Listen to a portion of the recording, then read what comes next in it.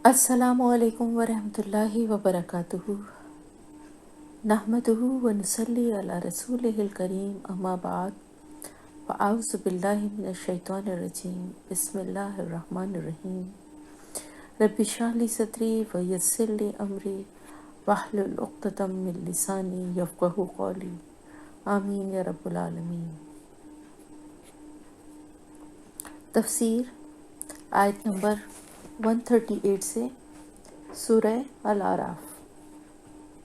हज़रत मूसा अलैहिस्सलाम के वाक़े की तफ़सील को पढ़ते हुए हम वहाँ तक पहुँचे थे कि जहाँ पर अल्लाह के हुक्म से हज़रत मूसा अलैहिस्सलाम ने अपने असा को समंदर में मारा था और उसमें फिर रास्ता बन गया, और बनी इसराइल की कौम जो है वो उसको पार करके क्रॉस करके समंदर को खुश्की के रास्ते से, यानी समंदर में ऐसा रास्ता बन गया कि जिस पे चल के वो चले गए दूसरे पार किनारे पे। और फिर अल्लाह के हुक्म से जो है वो पानी जो है दोबारा से मिल गया और वो रास्ता बंद हो गया, जबकि फ़िरौन का लश्कर उस रास्ते पे आधे रास्ते तक पहुंचा था और वो सब के सब उसमें गर्क हो गए। और अल्लाह ताला फिर ये बता रहा है इसके किस तरह से इतना उरूज जिस कौम को मिला था और जितने उन्होंने तरक्की की थी और जिस तरह के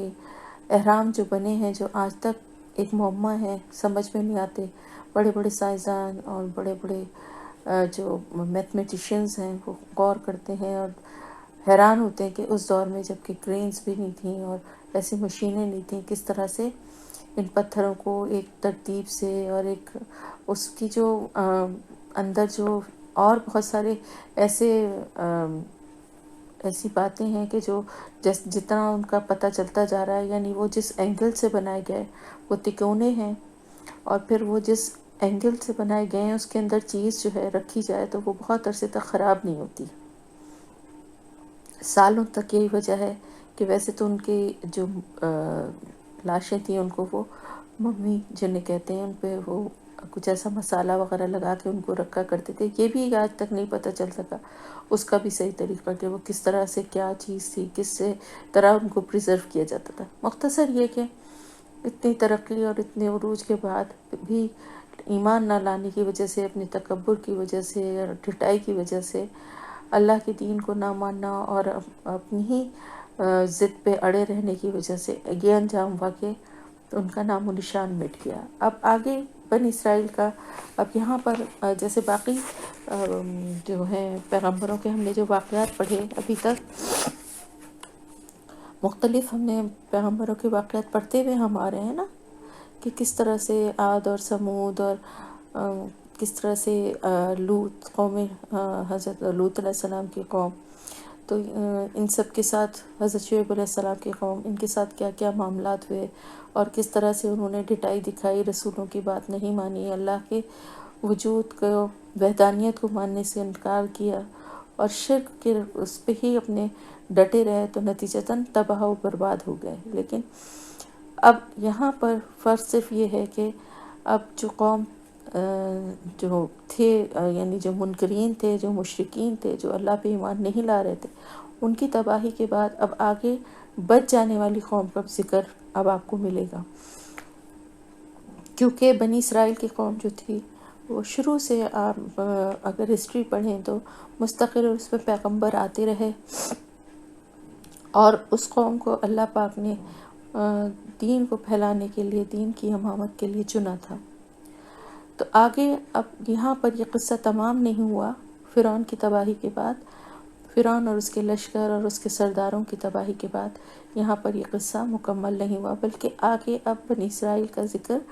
क्योंकि यहाँ पर असल ज़िक्र जो था वो बनी इसराइल का किया जा रहा था कि किस तरह से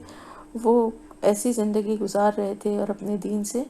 बहुत हद तक दूर हो गए थे। तो अब उनको एक आज़ाद ज़िंदगी का मौका अल्लाह ताला की तरफ से फ़राहम किया गया ताकि वो वापस अपने दीन की तरफ पलट आएँ और जो कुछ उन्होंने अपने इबादत के तरीक़ों में और अपने रस्म व रिवाज में गलत बातों को जगह दे दी है, अपना लिया है, उनको छोड़ दें। अब यहाँ पर आगे उनका ज़िक्र है कि वजावज़ना, और गुजार दिया हमने, पार करा दिया हमने। जावज़ किसी चीज़ के दरमियान तक पहुँचकर उसके आगे निकल जाना, اس کا مطلب ہے یعنی پار کر جانا، یعنی کسی چیز کو کراس کر جانا۔ آپ کو معلوم ہوگا جو مڈل ایسٹ سے کسی بھی طرح جن کا کوئی ریلیشن یا جو وہاں رہے ہیں، کہ جواز جو ہے وہ جواز السفر کہا جاتا ہے پاسپورٹ کو، یعنی ایسا سفر جس سے ایک جگہ سے ایک ملک کو کراس کر کے دوسرے ملک میں چلے جاتے ہیں۔ جوازات، وہاں پر ایک اسٹریٹ کا نام بھی ہے جو کہ پاسپورٹ آفس کی وجہ سے اس کا نام جوازات پڑ گیا ہے۔ تو جواز جو ہے نا وہ کسی جگہ کے درمیان تک پہنچ کر اس سے آگے نکل جانا۔ تو اللہ تعالیٰ فرما رہے ہیں کیونکہ وہ وہاں سمندر تک پہنچ کے اس کو کراس کر کے آگے چلے گئے تھے۔ وجاوزنا ببنی اسرائیل، اور پار کر دیا ہم نے، گزار دیا ہم نے بنی اسرائیل کو البحر، سمندر سے، فاتوا، تو وہ آئے، علی قوم، ایک قوم پر، یعکفون، وہ جمے بیٹھے تھے، علی اصنام، بتوں پر۔ اصنام کہتے ہیں، صنم کہتے ہیں بت کو، اور اصنام جو ہے وہ بت کی جمع ہے، یعنی بتوں، علی اوپر، یعنی بتوں پر، بتوں کے سامنے یا بتوں کے پاس وہ بیٹھے ہوئے تھے، لہم، اپنے، قالو، انہوں نے کہا، کس نے؟ بنی اسرائیل نے، یا موسیٰ، اے موسیٰ، اجعل، بنا، لنا، ہمارے لیے، الہن، کوئی الہ، کما، جیسا کہ، لہم، ان لوگوں کے لیے، آلہۃ، الہ ہیں۔ قالا، کہا، کس نے کہا؟ حضرت موسیٰ علیہ السلام نے، انکم، بے شک تم، قوم، ایک قوم ہو، تجہلون، تم جہالت برت رہے ہو۔ اب کیا ہوا کہ یہ کراس کر کے جب سمندر وہ جس علاقے میں یہ پہنچے، اب آپ کو میں بتاتی ہوں تھوڑا سا کہ یہ جغرافیائی لحاظ سے وہ علاقہ کیا تھا۔ یہ اللہ تعالیٰ نے جب ان کو فرعون سے اور اس کی قوم سے نجات دی، سمندر پار کیا انہوں نے، یعنی بحر احمر، تو اس کے شمالی سرے کو پار کیا تھا انہوں نے، اور یہ جزیرہ نمائے سینا پہنچے، یعنی مصر سے نکل کر بحر احمر کا ایک کونا انہوں نے کراس کیا تھا، اور جزیرہ نمائے سینا پہنچ گئے، جو کہ اس وقت مصر میں ہی شامل تھا۔ ٹھیک ہے، شمال سے پھر انہوں نے جنوب کی طرف اپنا سفر شروع کیا، کیونکہ یہ کس طرف جا رہے تھے، کہاں جانا چاہتے تھے؟ یہ فلسطین جانا چاہتے تھے واپس، ان کی زمین، ان کا علاقہ وہی تھا۔ اب یہ اس سفر کے دوران یہ ایک ایسے علاقے سے گزرے جہاں پر انہیں ایک قوم ملی جو کہ کہا یہ جاتا ہے کہ وہ کنعانی تھے، کاف نون عین الف نون چھوٹی ہے، کنعانی۔ اب بنی اسرائیل غلامی کے بعد آزادی ملی تھی پہلی دفعہ، اور یہ پہلا ان کا سفر تھا۔ اب یہ جب وہاں سے گزرے، کیونکہ اتنا عرصہ تو یہ وہاں رہے تھے، اور اس جگہ رہنے کی وجہ سے ان کے عقائد بھی کافی بگڑ چکے تھے، کیونکہ آپ کو میں نے جیسے پہلے بھی بتایا تھا کہ فرعون اور اس کے سردار اور وہ ساری قوم جو ہے وہ بتوں کی پوجا بھی کرتی تھی، گائے کی پوجا بھی کرتی تھی، اور چاند ستاروں کی بھی، یعنی ہر طرح کی شرک میں مبتلا تھی۔ تو کچھ عقائد جو ساتھ رہنے کی وجہ سے، جو برے اثرات ہوتے ہیں ایک عرصے تک ساتھ رہنے کی وجہ سے، وہ ان میں بھی آ گئے تھے، سرایت کر چکے تھے۔ اب انہوں نے جب وہاں پہ اس قوم کو دیکھا تو یہ دیکھا کہ یہ بڑی عقیدت اور انعماق سے، یہاں پہ جو لفظ آیا ہے نا، یعکفون، یعکفون کہتے ہیں، اعتکاف بھی اسی سے نکلا ہے کہ ایک جگہ ٹھہر کر جم کر عبادت کرنا۔ ٹھیک ہے،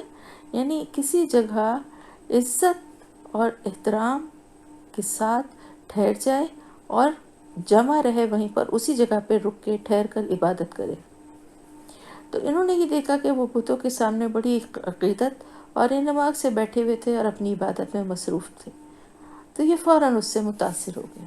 ابھی آپ بنی اسرائیل کی قوم کا مزاج آپ کو آہستہ آہستہ سمجھ میں آئے گا۔ ویسے تو جب ہم سورہ بقرہ پڑھ رہے تھے، جو لوگ شروع سے ساتھ ہیں ہمارے، تو ان کو اندازہ ہوگا کہ بنی اسرائیل کا مزاج کیا تھا، کہ فوراً ہی اس طرح کی شرک آئی ہے، اس طرح کی باتوں سے متاثر ہو جاتے تھے اور ذرا سی بھی مشکل یا پریشانی آنے پہ فوراً اپنے پیغمبر سے مطالبات اور سوالات شروع کر دیتے تھے۔ تو اب انہوں نے جب یہاں پر یہ حال دیکھا کہ ایک قوم جو ہے وہ بڑی عقیدت سے اور انماق سے عبادت میں مصروف ہے، تو یہ اس سے فوراً متاثر ہو گئے۔ وجہ کیا تھی؟ وجہ اس کی وہی تھی کہ جب ایک قوم بہت عرصے تک کسی کی غلامی میں رہتی ہے تو پھر آہستہ آہستہ نسل در نسل عقل اور دماغ بھی کام کرنا ان کے چھوڑ دیتے ہیں، یعنی وہ ریزسٹنس ان میں ختم ہونے لگتی ہے آہستہ آہستہ۔ اپنے دین کا جو بھی عبادت کے طریقے اور جو بھی ان کے اپنے وہ ہوتے ہیں نا، محکومی کی وجہ سے وہ جو ان کے آقا اور جو ان کے مالک، جن کا ملک اور جن کی حکومت چل رہی ہوتی ہے، آہستہ آہستہ ان کے انفلوئنس میں آ کے کبھی جبراً اور کبھی ان کی دیکھا دیکھی ان سے متاثر ہو کر ان کے عہدے، ان کے رتبے سے، ان کے مرتبے سے وہ چیزیں کسی حد تک جگہ بنانا شروع کر دیتی ہیں۔ اس کا اندازہ آپ بخوبی کر سکتے ہیں کہ بر صغیر ہند و پاک میں جب سب ایک ساتھ ہندو اور مسلمان رہا کرتے تھے، اس وقت کے اثرات جو ہیں آپ کو آج بھی نظر آئیں گے۔ حالانکہ مسلمان محکوم نہیں تھے، بہت عرصے تک مسلمان وہاں حکمران رہے ہیں، لیکن اس کے باوجود جو ساتھ رہنے کی وجہ سے جو اثرات، جو ان کے رسم و رواج اور باتیں، آپ دیکھیں نا، اگر آپ کسی عرب کنٹری میں چلے جائیں تو وہاں آج بھی کسی کے مرنے پہ کوئی سوئم، کوئی 10واں، کوئی 40واں، کوئی برسی نہیں آپ کو ملے گی۔ اسی طرح شادی کے موقع پہ کوئی آپ کو مایوں، تیل کی رسم، دیے جلانا، مہندی سجانا، یہ آپ کو کہیں نہیں ملے گی۔ یہ کہاں سے آئی؟ ہمارا کلچر ہے، ہمارا مذہب ہمیں یہ سکھاتا ہے، یا ہم نے یہ سب چیزیں کہاں سے سیکھی ہیں، اڈاپٹ کی ہیں ہم نے ہندوؤں سے کی۔ ہندو معاشرے میں، ہندو کلچر کے ساتھ رہتے رہتے اتنی آہستگی سے یہ چیزیں جڑ بناتی گئیں اور جگہ بناتی گئیں کہ انسان کو احساس بھی نہیں ہوا۔ اسی طرح اور بہت ساری چیزیں ہیں، شب رات پر حلوہ یا آتش بازی، یہ سب کیا ہے؟ انہی کی ہولی اور دیوالی اور ان چیزوں کی نقالی ہے کہ اپنے بچوں کو یہ بتانے کے بجائے کہ ہمارا دین، ہمارا مذہب کچھ اور ہے اور ہمارے اس کے تقاضے کچھ اور ہیں، بچوں کو مطمئن کرنے کے لیے کہ اگر ہندوؤں کے یہاں حلوے، مٹھائیاں بن رہی ہیں تو ہم بھی شب برات پہ حلوے بنائیں گے، اگر وہ دیوالی پہ چراغاں کرتے ہیں، پٹاخے چھوڑتے ہیں اور اس طرح جلاتے ہیں یہ سب دیے، تو ہم بھی کریں گے۔ اور افسوس کی بات یہ ہے کہ شعور آنے کے بعد، یعنی چلیں ایک وہ دور تھا جب ساتھ میں رہنے کی وجہ سے یہ کچھ خرابیاں پیدا ہو گئی تھی، لیکن ہوتا کیا ہے کہ جب بھی الگ ہونے کے بعد بھی ان چیزوں کے اثرات بہت دیر تک زندگیوں میں، نسلوں میں موجود رہتے ہیں۔ تو بالکل ہم بنی اسرائیل کو کرٹیسائز کرتے ہیں، ہم بنی اسرائیل پہ اعتراض کرتے ہیں کہ وہ ایسا کیوں کرتے تھے، لیکن در حقیقت یہ ایک آئینہ ہے جو اللہ تعالیٰ نے قرآن کی شکل میں ہمارے ہاتھ میں پکڑا دیا، جس میں ہم کو خود اپنا جائزہ لینا ہے کہ ہم کیا کرتے ہیں۔ ہماری زندگی میں کتنی فضول اور بیجا رسمیں، رواج، کتنی ایسی باتیں ہیں جو ہمارا مذہب جن سے ہمیں کوسوں دور رکھنے کو کہتا ہے، جس کا کوئی دین سے، شریعت سے تعلق نہیں ہے، اس کو ہم دین کا حصہ سمجھ کے بڑی عقیدت سے، بڑے احترام سے اس کو منا رہے ہوتے ہیں اور اس پہ لڑنے مرنے کے لیے تیار ہو جاتے ہیں۔ یہ ہم سب کے لیے یہ آیات جو ہے نا، یہ صرف اس لیے نہیں ہے کہ ہم بنی اسرائیل کو کرٹیسائز کریں، ان پہ اعتراض کریں اور کہیں بھئی واقعی کیسی قوم تھی نافرمان، کے بات ہی نہیں سنتی تھی اپنے نبی کی۔ ہم سنتے ہیں اپنے نبی کی بات۔ تو یہ ایک اللہ نے ہماری آنکھیں کھولنے کے لیے، اللہ کرے کہ ہماری آنکھیں کھل جائیں اور ہمیں اس چیز کا احساس ہو جائے اور ہم ان نافرمانوں میں شامل نہ ہوں جیسا کہ بنی اسرائیل تھے۔ ٹھیک ہے، تو بنی اسرائیل کے ساتھ بھی یہی تھا کہ اتنے عرصے ساتھ رہنے کی وجہ سے وہ ساری چیزوں سے عقیدت، وہ سارے جو وہ باتیں تھیں نا، وہ ان کے دل و دماغ میں بیٹھی ہوئی تھیں اور وہ اتنی آسانی سے نکلنے والی نہیں تھیں۔ اب وہاں آزادی کی جب زندگی ملی اور ایک آزاد طریقے سے انہوں نے اپنا سفر شروع کیا، تو گو کہ وہ ویسے تو آزاد تھے، لیکن ان کے ذہن، ان کے دل جو تھے وہ پوری طرح آزاد نہیں ہوئے تھے۔ ابھی ان پہ چھاپ تھی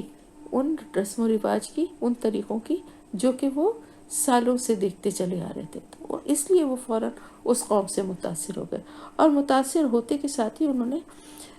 سب سے پہلے اپنے پیغمبر سے ہی یہ مطالبہ کیا کہ ہمارے لیے بھی کوئی ایسا ہی الہ بنا دو جیسے ان لوگوں کے ہیں، یعنی مطلب یہ تھا کہ ایسا ہی کوئی الہ ہو جیسے ان کے الہ تو ان کے سامنے ہے نا، سامنے بیٹھے ہوئے ہیں، ان کے سامنے بیٹھ کے عقیدت اور احترام سے جو ہے وہ ان کی عبادت کر رہے ہیں، تو ہمارا بھی اگر کوئی ایسے ہی الہ ہو تو ہم بھی ایسی یکسوئی سے عبادت کریں، ہمیں بھی یہ ہو کہ یہ ہمارے سامنے ہے اور ہمیں دیکھ رہا ہے، تو ہم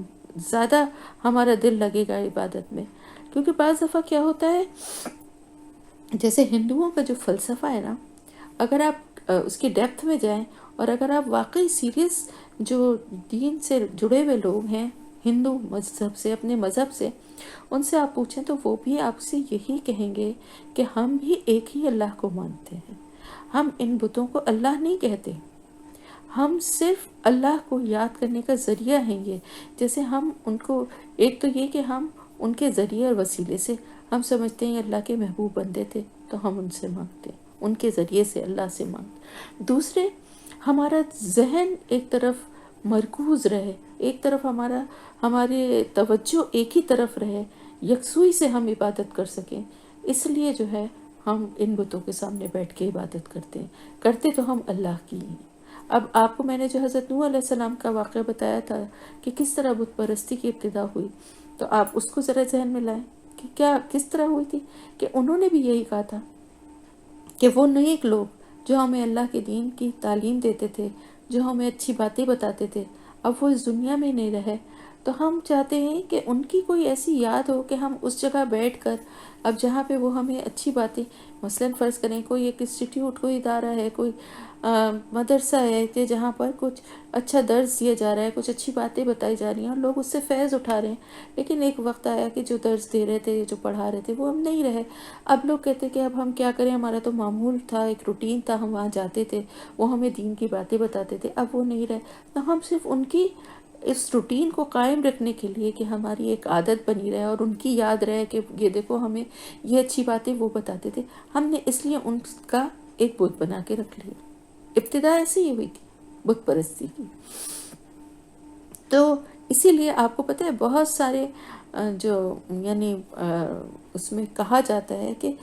تسبیح بھی جو ہے نا، اس پہ بھی تسبیح پہ پڑھنے سے زیادہ انگلیوں پہ پڑھنے کا زیادہ ثواب ہے، کیونکہ تسبیح ہم کیوں لیتے ہیں ہاتھ میں کہ ہمارا ذہن ایک طرف مرکوز رہتا ہے، ایک طرف ہمارے تسبیح ہاتھ میں ہوتی ہے، آپ انگلیوں پہ پڑھیں تو تھوڑی دیر کے بعد کیا ہوتا ہے، آپ کے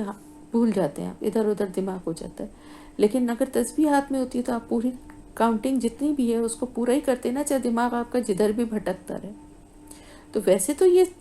اس میں کوئی گناہ والی یا بری بات نہیں ہے، لیکن بہتر یہ ہوتا ہے کہ جب بھی ہم کوئی اذکار کریں یا کچھ بھی پڑھ رہے ہوں تو ہمارا ذہن بھی ان الفاظ کی طرف، ہمارا ذہن مرکوز ہونا چاہیے، اللہ کی طرف ہونا چاہیے، ہماری اٹینشن اور ہمارا دماغ لگا رہنا چاہیے، لیکن بار بار دھیان، انسان ہے بھٹک جاتا ہے اور شیطان ادھر ادھر کی باتوں میں بھی ہمیں الجھا دیتا ہے، تو ٹھیک ہے تسبیح پڑھ سکتے ہیں، میں یہ نہیں کہہ رہی کہ تسبیح پڑھنا کوئی گناہ ہے، لیکن میں کہہ رہی ہوں انگلیوں پہ پڑھنے کا ثواب جو ہے، انگلیوں کے پور جو ہے نا، یہ آپ کی گواہی دیں گے، آپ کی تسبیح کے، اذکار کی، جو کچھ آپ اس پہ پڑھتے ہیں، تو تسبیح کے ساتھ ساتھ انگلیوں پہ بھی کچھ اذکار جو ہیں وہ انگلیوں پہ بھی پڑھا کریں۔ تو اب اس طرح سے جب انہوں نے یہ بات کہی تو ظاہر ہے آپ سوچیں ایک رسول کے لیے یہ بات کتنی تکلیف دہ ہوگی کہ ان کی قوم جو ہے وہ ان سے یہ مطالبہ کرے کہ وہ آپ ہمارے لیے ایک الہ بنا دیجیے، ایک ان کی طرح کا ایک بت بنا دیں تاکہ ہم بھی اس کی عبادت کیا کریں اسی طرح۔ انہوں نے کہا بے شک تم تو ایک نادان، ایک جاہل اور نادان قوم، ایسی قوم ہو کہ تمہیں عقل ہی نہیں آئی جہالت جو ہے یہاں نادانی کے لیے بھی، کم عقلی کے لیے بھی ہے، یعنی تم کیسے جاہل ہو، کیسے تم نادان ہو کہ تم مجھ سے یہ مطالبہ کر رہے ہو، تم سے بڑا تو کوئی ہو ہی نہیں سکتا۔ اب کیا ہوا کہ اتنی ان کو تکلیف ہوئی کہ انہوں نے اپنی قوم سے کہا کہ بے شک ہاولائی یہ لوگ متبرن برباد ہونے والے ہیں، ماں جو ہوں وہ ہیں فی اس میں، وہ باطل اور باطل ہے، ماں جو کچھ کانو ہیں وہ یعملون وہ عمل کر رہے۔ یعنی تم کیسے جاہل ہو، ابھی تم دیکھ چکے ہو کہ ان بتوں کو پوجنے والوں کا کیا انجام ہوا ہے، تمہاری آنکھوں کے سامنے وہ کس طرح تباہ ہو برباد ہوئے ہیں۔ اور یہ لوگ بھی جو یہ کام کر رہے ہیں، جو بتوں کو پوج رہے ہیں، ان کا بھی انجام یہی ہونے والا ہے کہ یہ بھی برباد ہونے والے ہیں، اور یہ جو کچھ بھی کر رہے ہیں یہ سب باطل ہے، غلط ہے بالکل۔ جو کام بھی یہ کر رہے ہیں یعنی بتوں کو پوجنا، تمہیں پتہ ہونا چاہیے کہ یہ سب غلط ہے اور گناہ ہے، اور اس کے نتیجے میں یہ سب برباد ہونے والے ہیں۔ جس طرح سے فرعون اللہ کے حکم سے، جس طرح فرعون اپنے لشکر کے ساتھ سمندر میں ڈوب گیا تھا، تو اسی طرح سے ان کا بھی یہی انجام ہونا ہے۔ تو تمہیں سمجھ میں نہیں آتا یہ بات؟ متبرن کا مطلب ہوتا ہے یعنی توڑنا پھوڑنا، یعنی چھوٹے چھوٹے ٹکڑے کر دینا، ٹھیک ہے۔ قالا کہا، حضرت موسیٰ علیہ السلام نے ہی کہا آگے، اغیر اللہ کیا اللہ کے سوا ابغیکم میں تلاش کروں تمہارے لیے الہن کوئی الہ، وہوا حالانکہ وہ فضلکم اس نے فضیلت بخشی تمہیں علی العالمین۔ اب اتنا صدمہ ان کو ہوا، اتنی تکلیف ان کو ہوئی، اور انہوں نے کہا کہ یہ سب جو کہ برباد ہونے والے اور جو کچھ بھی یہ کر رہے ہیں عمل وہ باطل اور غلط ہے، اس کو سمجھنے کے بجائے، اس حقیقت کو سمجھنے کے بجائے تم اب مجھ سے یہ ڈیمانڈ کر رہے ہو تو میں اللہ کے سوا تمہارے لیے کوئی اور الہ تلاش کروں؟ کیسے یہ بات تمہارے ذہن میں آئی؟ تم نے کس طرح سے یہ سب کچھ سوچا؟ حالانکہ اللہ تعالیٰ نے تو تمہیں فضیلت بخشی تمام جہان والوں پر۔ کس طرح سے فضیلت بخشی تھی کہ کس طرح اللہ نے ایک ایسے معجزے کے ذریعے ان کو فرعون کے اور اس کے سرداروں کے اور اس کی قوم کے ظلم اور تسلط سے کیسے نکالا، کہ سمندر میں اللہ نے خشکی کا راستہ بنا دیا، اور پھر اللہ نے کے ہی حکم سے جب فرعون اور اس کا لشکر درمیان میں پہنچا تو وہ راستہ جو تھا وہ بند ہو گیا اور وہ سب ڈوب گئے۔ یہ سب کچھ تمہارے لیے کتنی بڑی فضیلت ہے۔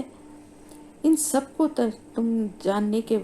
کے باوجود بھی مجھ سے یہ ڈیمانڈ کرتے ہو کہ اللہ کے سوا اور کسی کا، اگر اور کسی میں طاقت اختیار یا قدرت ہوتی تو وہ اپنے ماننے والوں کو بچاتا نا۔ اللہ سے بڑا، اگر نعوذ باللہ استغفر اللہ، اللہ کے سے بڑی کوئی اور بھی ذات ہوتی جس کی کہ وہ پوجا اور عبادت کرتے تھے تو وہ اپنے ماننے والوں کو بچاتا، لیکن اللہ نے تمہیں فضیلت دی اس لیے کہ اللہ کے سوا نہ کسی کے پاس اختیار ہے اور نہ قدرت ہے۔ اس کے ساتھ ساتھ ایک اور بہت بڑی فضیلت یعنی امامت۔ تمام دنیا میں اللہ تعالیٰ نے ان کو یہ ایک ایسی ذمہ داری دی تھی امامت کی کہ جس کی وجہ سے وہ برتر تھے، کہ وہ ان کا کام تھا کہ اللہ کے پیغام کو تمام دنیا کے لوگوں تک پہنچانا۔ لیکن انہوں نے کیا سمجھا؟ انہوں نے یہ سمجھا، اس بات سے یہ مطلب سمجھا کہ ہمیں فضیلت دی ہے تو اس کا مطلب ہے کہ ہم جو کچھ بھی کریں ہم سب سے افضل ہی رہیں گے، اس لیے کہ اللہ تعالیٰ نے تو ہمیں فضیلت بخشی ہے۔ اب ہماری نسل، اصل چیز کیا تھی؟ اپنی نسل پر غرور و تکبر، اور دوسری قوموں کو حقیر سمجھنا اور تعصب کرنا، اور اسی لیے کسی بھی نسل پہ، کسی حسب نسب پہ، کسی بھی ایسی چیز پر فخر اور غرور کرنا سخت ناپسندہ۔ ویسے تو خیر غرور اور تکبر تو ویسے ہی ناپسندیدہ ترین چیز ہے، کبیرہ گناہوں میں سے ہے، لیکن پھر بھی یہاں پر فضیلت کی بات جو ہے نا اس کو تھوڑا سا یہ بھی ذہن میں رکھیں کہ ہمارے یہاں بھی ایک یہ کنسپٹ ہے نا کہ ہم تو حضور صلی اللہ علیہ وسلم کی امت سے ہیں، تو ہمیں تو اللہ پاک جو ہے ہم تو جنت میں جائیں گے ہی، اور اللہ تعالیٰ معاف کر ہی دے گا، آپ صلی اللہ علیہ وسلم ہماری شفاعت فرمائیں گے، انشاءاللہ تعالیٰ ضرور فرمائیں گے۔ ہمیں یہ فضیلت حاصل ہے، لیکن یہ فضیلت صرف دین کی بنا پر حاصل ہوتی ہے۔ اللہ کو ماننا اور اس کے رسول کی پیروی کرنے والوں کو فضیلت حاصل ہوتی ہے۔ بغیر کچھ کیے، جیسا کہ بنی اسرائیل سمجھتے تھے کہ ہم نافرمانی بھی کریں، ہم دوسروں کے ساتھ برا بھی کریں، رسولوں کی تکذیب بھی کریں، پھر بھی فضیلت تو ہماری کہیں نہیں گئی، کیونکہ اللہ نے ہمیں چن لیا، ہم اللہ کے پسندیدہ ہیں۔ یاد رکھیں، اللہ کا پسندیدہ انسان صرف اپنی تقوی اور اپنی نیکیوں کے بل بوتے پر ہو سکتا ہے، اور کوئی چیز نہیں ہے جس سے کہ وہ اللہ کا پسندیدہ بن سکے۔ اللہ کو اپنے سب بندوں سے بہت پیار ہے، بہت محبت ہے، اسی کی وجہ سے دنیا کی تمام ایسی نعمتیں جو ہیں وہ اللہ تعالیٰ نے اپنے ہر بندے کے لیے عام جاری و ساری کی ہوئی ہیں۔ ہوا، پانی، یہ سورج کی گرمی، رات کی آرام اور سکون، یہ سب کے لیے ہے نا۔ یہ تو نہیں ہے کہ رات صرف امیروں کے لیے آتی ہے، یا سورج نکلتا ہے تو اس کی دھوپ جو ہے سردیوں میں اس کی دھوپ سے صرف امیر فائدہ اٹھا سکتے ہیں، غریبوں کو اس کے لیے پے کرنا پڑے گا۔ یا سانس لینے کے لیے ہمیں ہوا جو ہے نہیں ملے گی۔ اللہ کی جو نعمتیں ہیں وہ سب کے لیے ہے نا، بغیر یعنی ایمان والے یا کافر یا مشرک جو بھی ہیں، سب کے لیے یہ نعمتیں ہیں، اس سے کہ اللہ کو اپنے تمام بندوں سے بہت محبت ہے، اور وہ ان بندوں کو جو کافر اور مشرک ہیں ان کو بھی، اور جو مسلمان ہیں اور دین کے راستے سے ہٹے ہوئے ہیں یا کسی بھی طرح سے گمراہی میں پڑے ہوئے ہیں، لا علمی کی زندگی گزار رہے ہیں، ان سب کو اللہ پاک موقع دینا چاہتا ہے، اور بار بار موقع دے رہا ہے۔ اور یاد رکھیے گا کہ یہ موقع اللہ پاک نے آپ کو دیا ہے، اور آپ سے کہ آگے آپ کی یہ ذمہ داری ہے کہ اس کو آگے تک پہنچانا، دین کو۔ تو انہوں نے یہی کہا کہ تمہیں ایک تو اتنی بڑی اللہ کی طرف سے فضیلت حاصل ہے، اور ساتھ ہی ساتھ یہ کہ تمہیں آل فرعون سے اللہ تعالیٰ نے کس طرح سے نجات دی تھی، کہ جب کہ فرعون نے فیصلہ کیا کر لیا تھا کہ وہ تمہیں ایک اتنی برا تمہارے لیے وہ انہوں نے عذاب، ایک سزا انہوں نے چن لی تھی کہ وہ قتل کرتے تھے، یعنی یقتلون کا مطلب یہ ہے کہ بہت زیادہ، یعنی بہت قتل کرتے تھے، ابناکم تمہارے بیٹوں کو، وَيَسْتَحْيُونَ نِسَاءَكُمْ اور وہ زندہ چھوڑ دیتے تھے تمہاری عورتوں کو، وَفِي ذَلِكُمْ اور اس میں بلاؤن آزمائش تھی، من ربکم عظیم تمہارے رب کی طرف سے بہت بڑی، کہ اتنی بڑی تم مہربانی کو، اپنے رب کی رحمت کو بھول رہے ہو، کہ کس طرح اس نے تمہیں نجات دی آل فرعون سے، جبکہ تمہیں وہ اتنا برا عذاب، اتنی بری سزا تمہارے لیے وہ دیتے تھے تمہیں، کہ وہ تمہارے بیٹوں کو قتل کرتے ہیں۔ کہتے ہیں کہ بے تحاشا قتل کیے گئے بنی اسرائیل کے جو لڑکے تھے یا بیٹے تھے۔ آپ کو یاد ہوگا کہ یہ سزا جو ہے ایک دفعہ پہلے بھی یہ سزا دی گئی تھی، جب حضرت موسیٰ علیہ السلام کی پیدائش ہوئی تھی۔ اس زمانے میں بھی فرعون جو اس دور کا جو فرعون تھا، اس نے خواب دیکھا تھا، اور اس کی وجہ سے اس نے کہا تھا کہ بنی اسرائیل میں ایک لڑکا ایسا پیدا ہوگا جو اس کی حکومت اور اس کے خاتمے کا باعث بنے گا، جس کی وجہ سے وہ یہ حکم دے دیا گیا تھا کہ بنی اسرائیل میں کسی بھی لڑکے کی ولادت ہوگی تو اس کو قتل کر دیا جائے گا۔ اسی وجہ سے حضرت موسیٰ علیہ السلام کی والدہ نے ان کو ایک ٹوکری میں رکھ کے اور دریا میں بہا دیا تھا۔ خیر وہ آگے جب آئے گا تو اس کی تفصیل کریں گے۔ تو اس وقت بھی بہت قتل عام ہوا تھا، اور اس کے بعد پھر اب جب حضرت موسیٰ علیہ السلام کے یعنی لوگ ہار گئے اور کسی طرح سے مطلب ان کے اوپر بار بار عذاب آتے رہے، اور یہ پھر بھی نہیں مانتے تھے، ڈھٹائی دکھاتے تھے، تو آخر انہوں نے حضرت موسیٰ علیہ السلام کا مطالبہ یہی تھا نا کہ بنی اسرائیل کو یہاں سے لے جانا ہے، تو بنی اسرائیل کو یہ انہوں نے اور مزید تنگ کرنے کے لیے اور ان کے لیے ایک نیا عذاب، ایک نئی سزا سوچی کہ اب یہ کیا جائے کہ ان کے بیٹوں کو قتل کر دیا جائے۔ اور آپ یہ دیکھیے کہ ان کی عورتوں کو بیٹیاں نہیں کہا گیا بلکہ عورتوں کو کہا گیا ہے۔ اس کا ایک بہت ہی اس میں سمجھنے والی بات ہے کہ ظاہر ہے ان عورتوں کو وہ کس طرح سے استعمال کرتے ہوں گے، یا کیا اپنے حرم میں لے جاتے ہوں گے، یا جو بھی کرتے ہوں گے، تو مطلب دونوں طرح سے ذلت بھی تھی اور موت بھی تھی، نسل بھی ختم ہوتی جا رہی تھی، یعنی اتنا زیادہ قتل عام ہو رہا تھا، اور ساتھ ہی ساتھ عورتوں کی عزتیں بھی محفوظ نہیں تھیں. تو ایک بہت ہی انتہائی درجے کی تکلیف دہ سچویشن میں اس وقت بنی اسرائیل تھے، جس سے اللہ نے ان کو، یعنی یہ سمجھیے کہ بس ایک جو کہتے ہیں نا کہ پیک کا ایک وقت آتا ہے، ظلم کی جب انتہا ہو جاتی ہے، پھر اللہ تعالیٰ کی طرف سے ریلیف، اور اپنے ایمان پہ جو چلنے والے بندے ہوتے ہیں ان کے لیے اللہ کی طرف سے ضرور کوئی نہ کوئی مدد آ جاتی ہے. ایسے موقع پر ان کے لیے بھی مدد آئی تھی. تو وہی یاد دلا رہے ہیں حضرت موسیٰ علیہ السلام کہ کس طرح سے تمہارے لیے یہ ایک سزا انہوں نے جو منتخب کی تھی، اور اللہ یہ جو تھی یہ تمہارے اللہ کی طرف سے تمہارے اوپر ایک بہت بڑی آزمائش تھی. اللہ تعالیٰ یہ دیکھنا چاہتا تھا کہ تم دین پر کتنا قائم رہتے ہو، کیونکہ تکلیف کے وقت ہی نا اصل جو ہے ایمان کی جانچ ہوتی ہے، ایمان کی پرکھ جو ہے نا، یعنی اس کی جو کسوٹی ہے وہ تکلیف اور آزمائش ہی ہے. تو اللہ تعالیٰ فرما رہا ہے، حضرت موسیٰ علیہ السلام جو ہے اپنی قوم سے کہتے ہیں کہ دیکھو تم نے جو کچھ بھی کیا تھا، تو تمہاری قوم پر جتنے بھی ظلم ہو رہے تھے، جس طرح سے بھی قتل کیا جا رہا تھا، بیٹوں کو اور عورتوں کو چھوڑ دیا جاتا تھا، یہ ایک تمہارے لیے آزمائش تھی کہ اللہ تعالیٰ دیکھے کہ ایسے وقت پر بھی تم کتنا اپنے دین پر قائم رہتے ہو، اور ہوش میں رہتے ہوئے. یعنی اپنی اس تکلیف کے ہوتا کیا ہے کہ جب اتنی بڑی پریشانی یا تکلیف آتی ہے، انسان اپنے ہوش حواس کھو بیٹھتا ہے، اور پریشانی میں ہی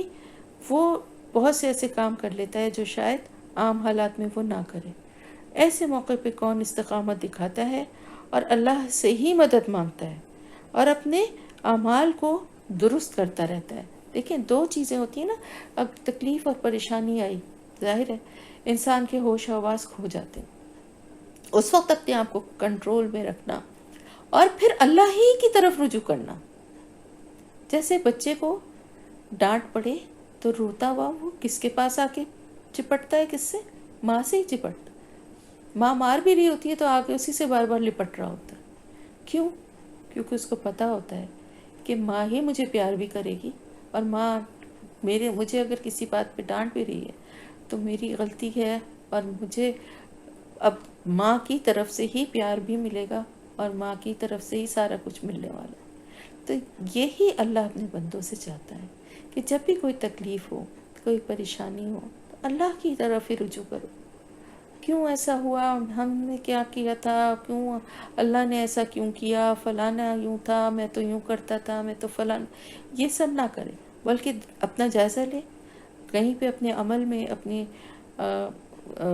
اپنے اعمال میں کوئی کمی نظر آتی ہے تو اس کی اصلاح کرنے کی کوشش کرے اور اللہ کی طرف ہی رجوع کرے. تو یہ بھی آزمائش تھی بنی اسرائیل کی، جس میں کہ اللہ تعالیٰ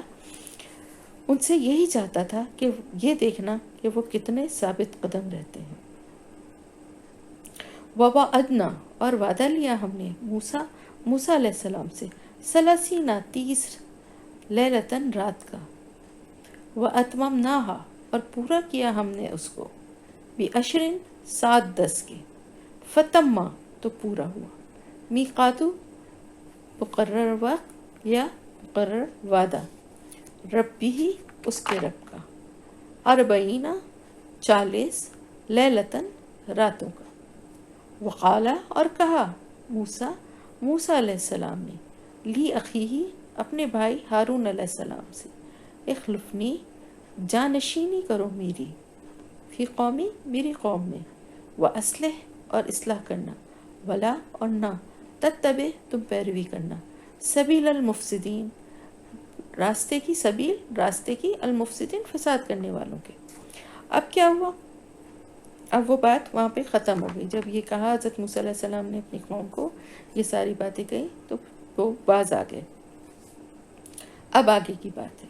اب کیا ہوا کہ بنی اسرائیل جب صحرائے سینا میں آئے تو ایک آزاد قوم اب ان کی حیثیت سے تھے، یعنی اب تو غلامی کی زندگی ختم ہو چکی تھی. اب اس قوم کو ایک زندگی گزارنے کے پورے کمپلیٹ ایک نظام حیات، ضابطہ حیات کی ضرورت تھی نا.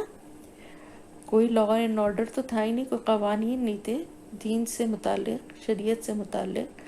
احکامات وہ سب پرانی باتیں وہ بھول چکے تھے، یا ان میں بہت سی غیر شرعی باتیں شامل ہو چکی تھیں.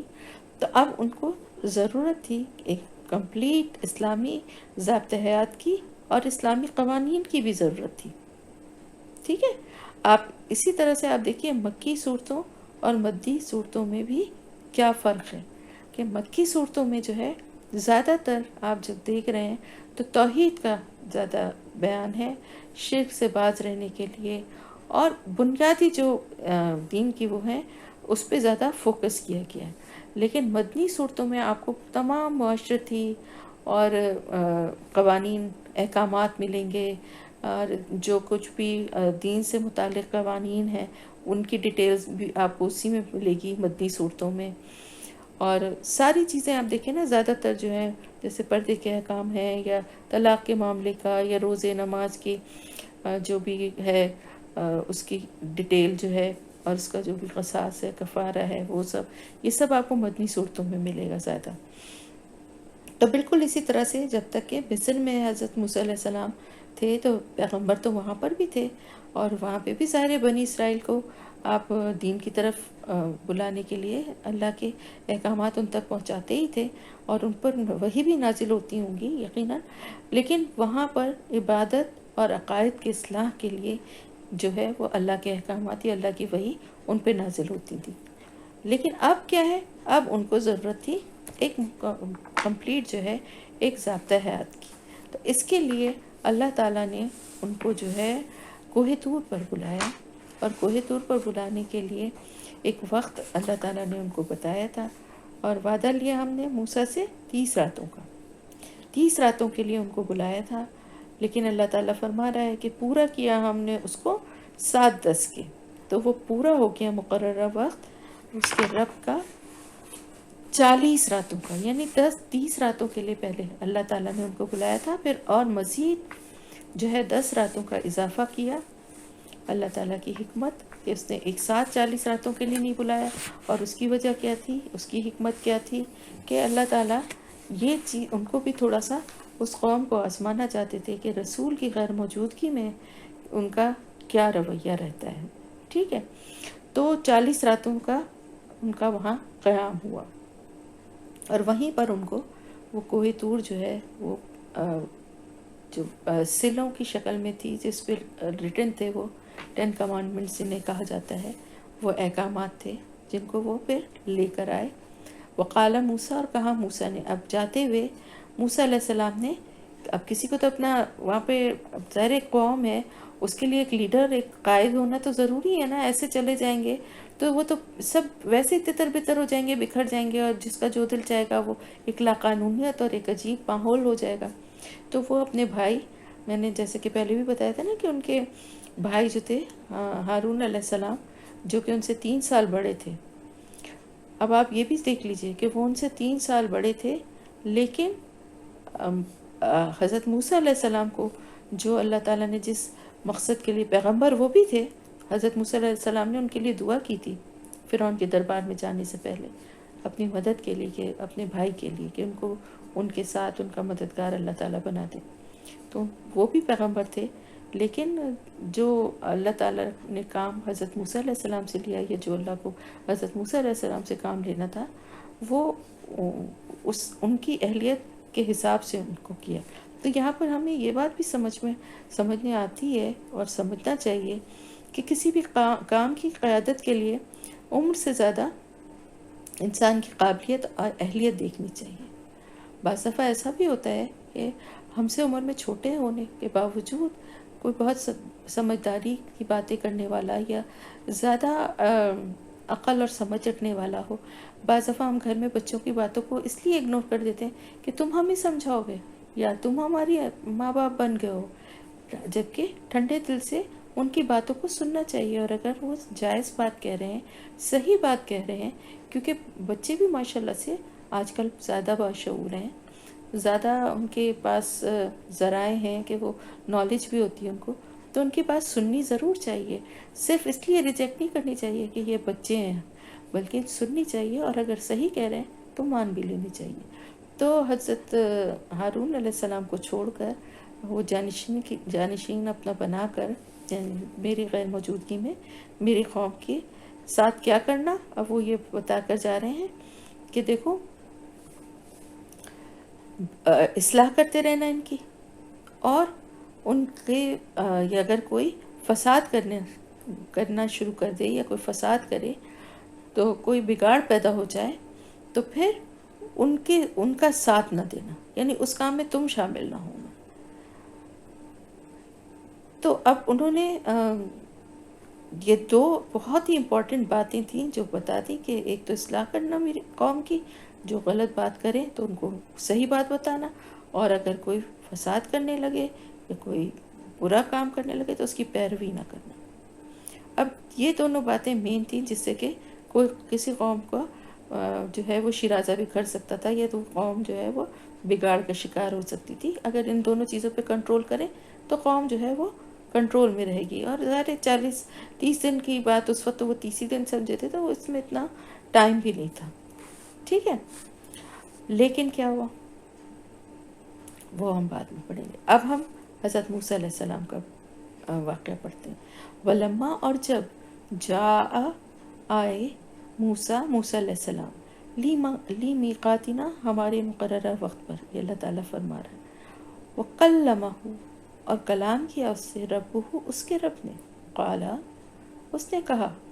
ربی، اے میرے رب، ارینی، دکھا مجھ کو، انظر، میں دیکھوں، الیکا، تجھ کو۔ اب جب وہ آئے موسیٰ علیہ السلام، اللہ تعالیٰ نے جو وقت ان کو دیا تھا اس وقت پر، اور انہوں نے اپنے رب سے کلام کیا، تو کلام کرنے کے بعد ساتھ ہی یہ بھی التجا کی کہ میں چاہتا ہوں کہ میں آپ کو دیکھوں۔ اصل میں اللہ تعالیٰ کا قرب جو ہے نا، وہ انسان کے لیے کی سب سے بڑی زندگی کی خواہش ہے۔ اور پھر اگر جیسے حضرت موسیٰ علیہ السلام کو اللہ پاک نے یہ فضیلت دی تھی کہ وہ اللہ تعالیٰ ان سے کلام فرماتے تھے، تو ایک تھوڑا سا حوصلہ بھی بڑھتا ہے اور اشتیاق بھی بڑھتا ہے۔ تو اس وجہ سے انہوں نے محبت میں اللہ کی جو ہے وہ اللہ سے یہ التجا کی کہ اللہ تعالیٰ میں چاہتا ہوں کہ آپ کو دیکھوں میں۔ اللہ تعالیٰ نے فرمایا کہ تم ہرگز مجھے نہیں دیکھ سکو گے۔ دنیا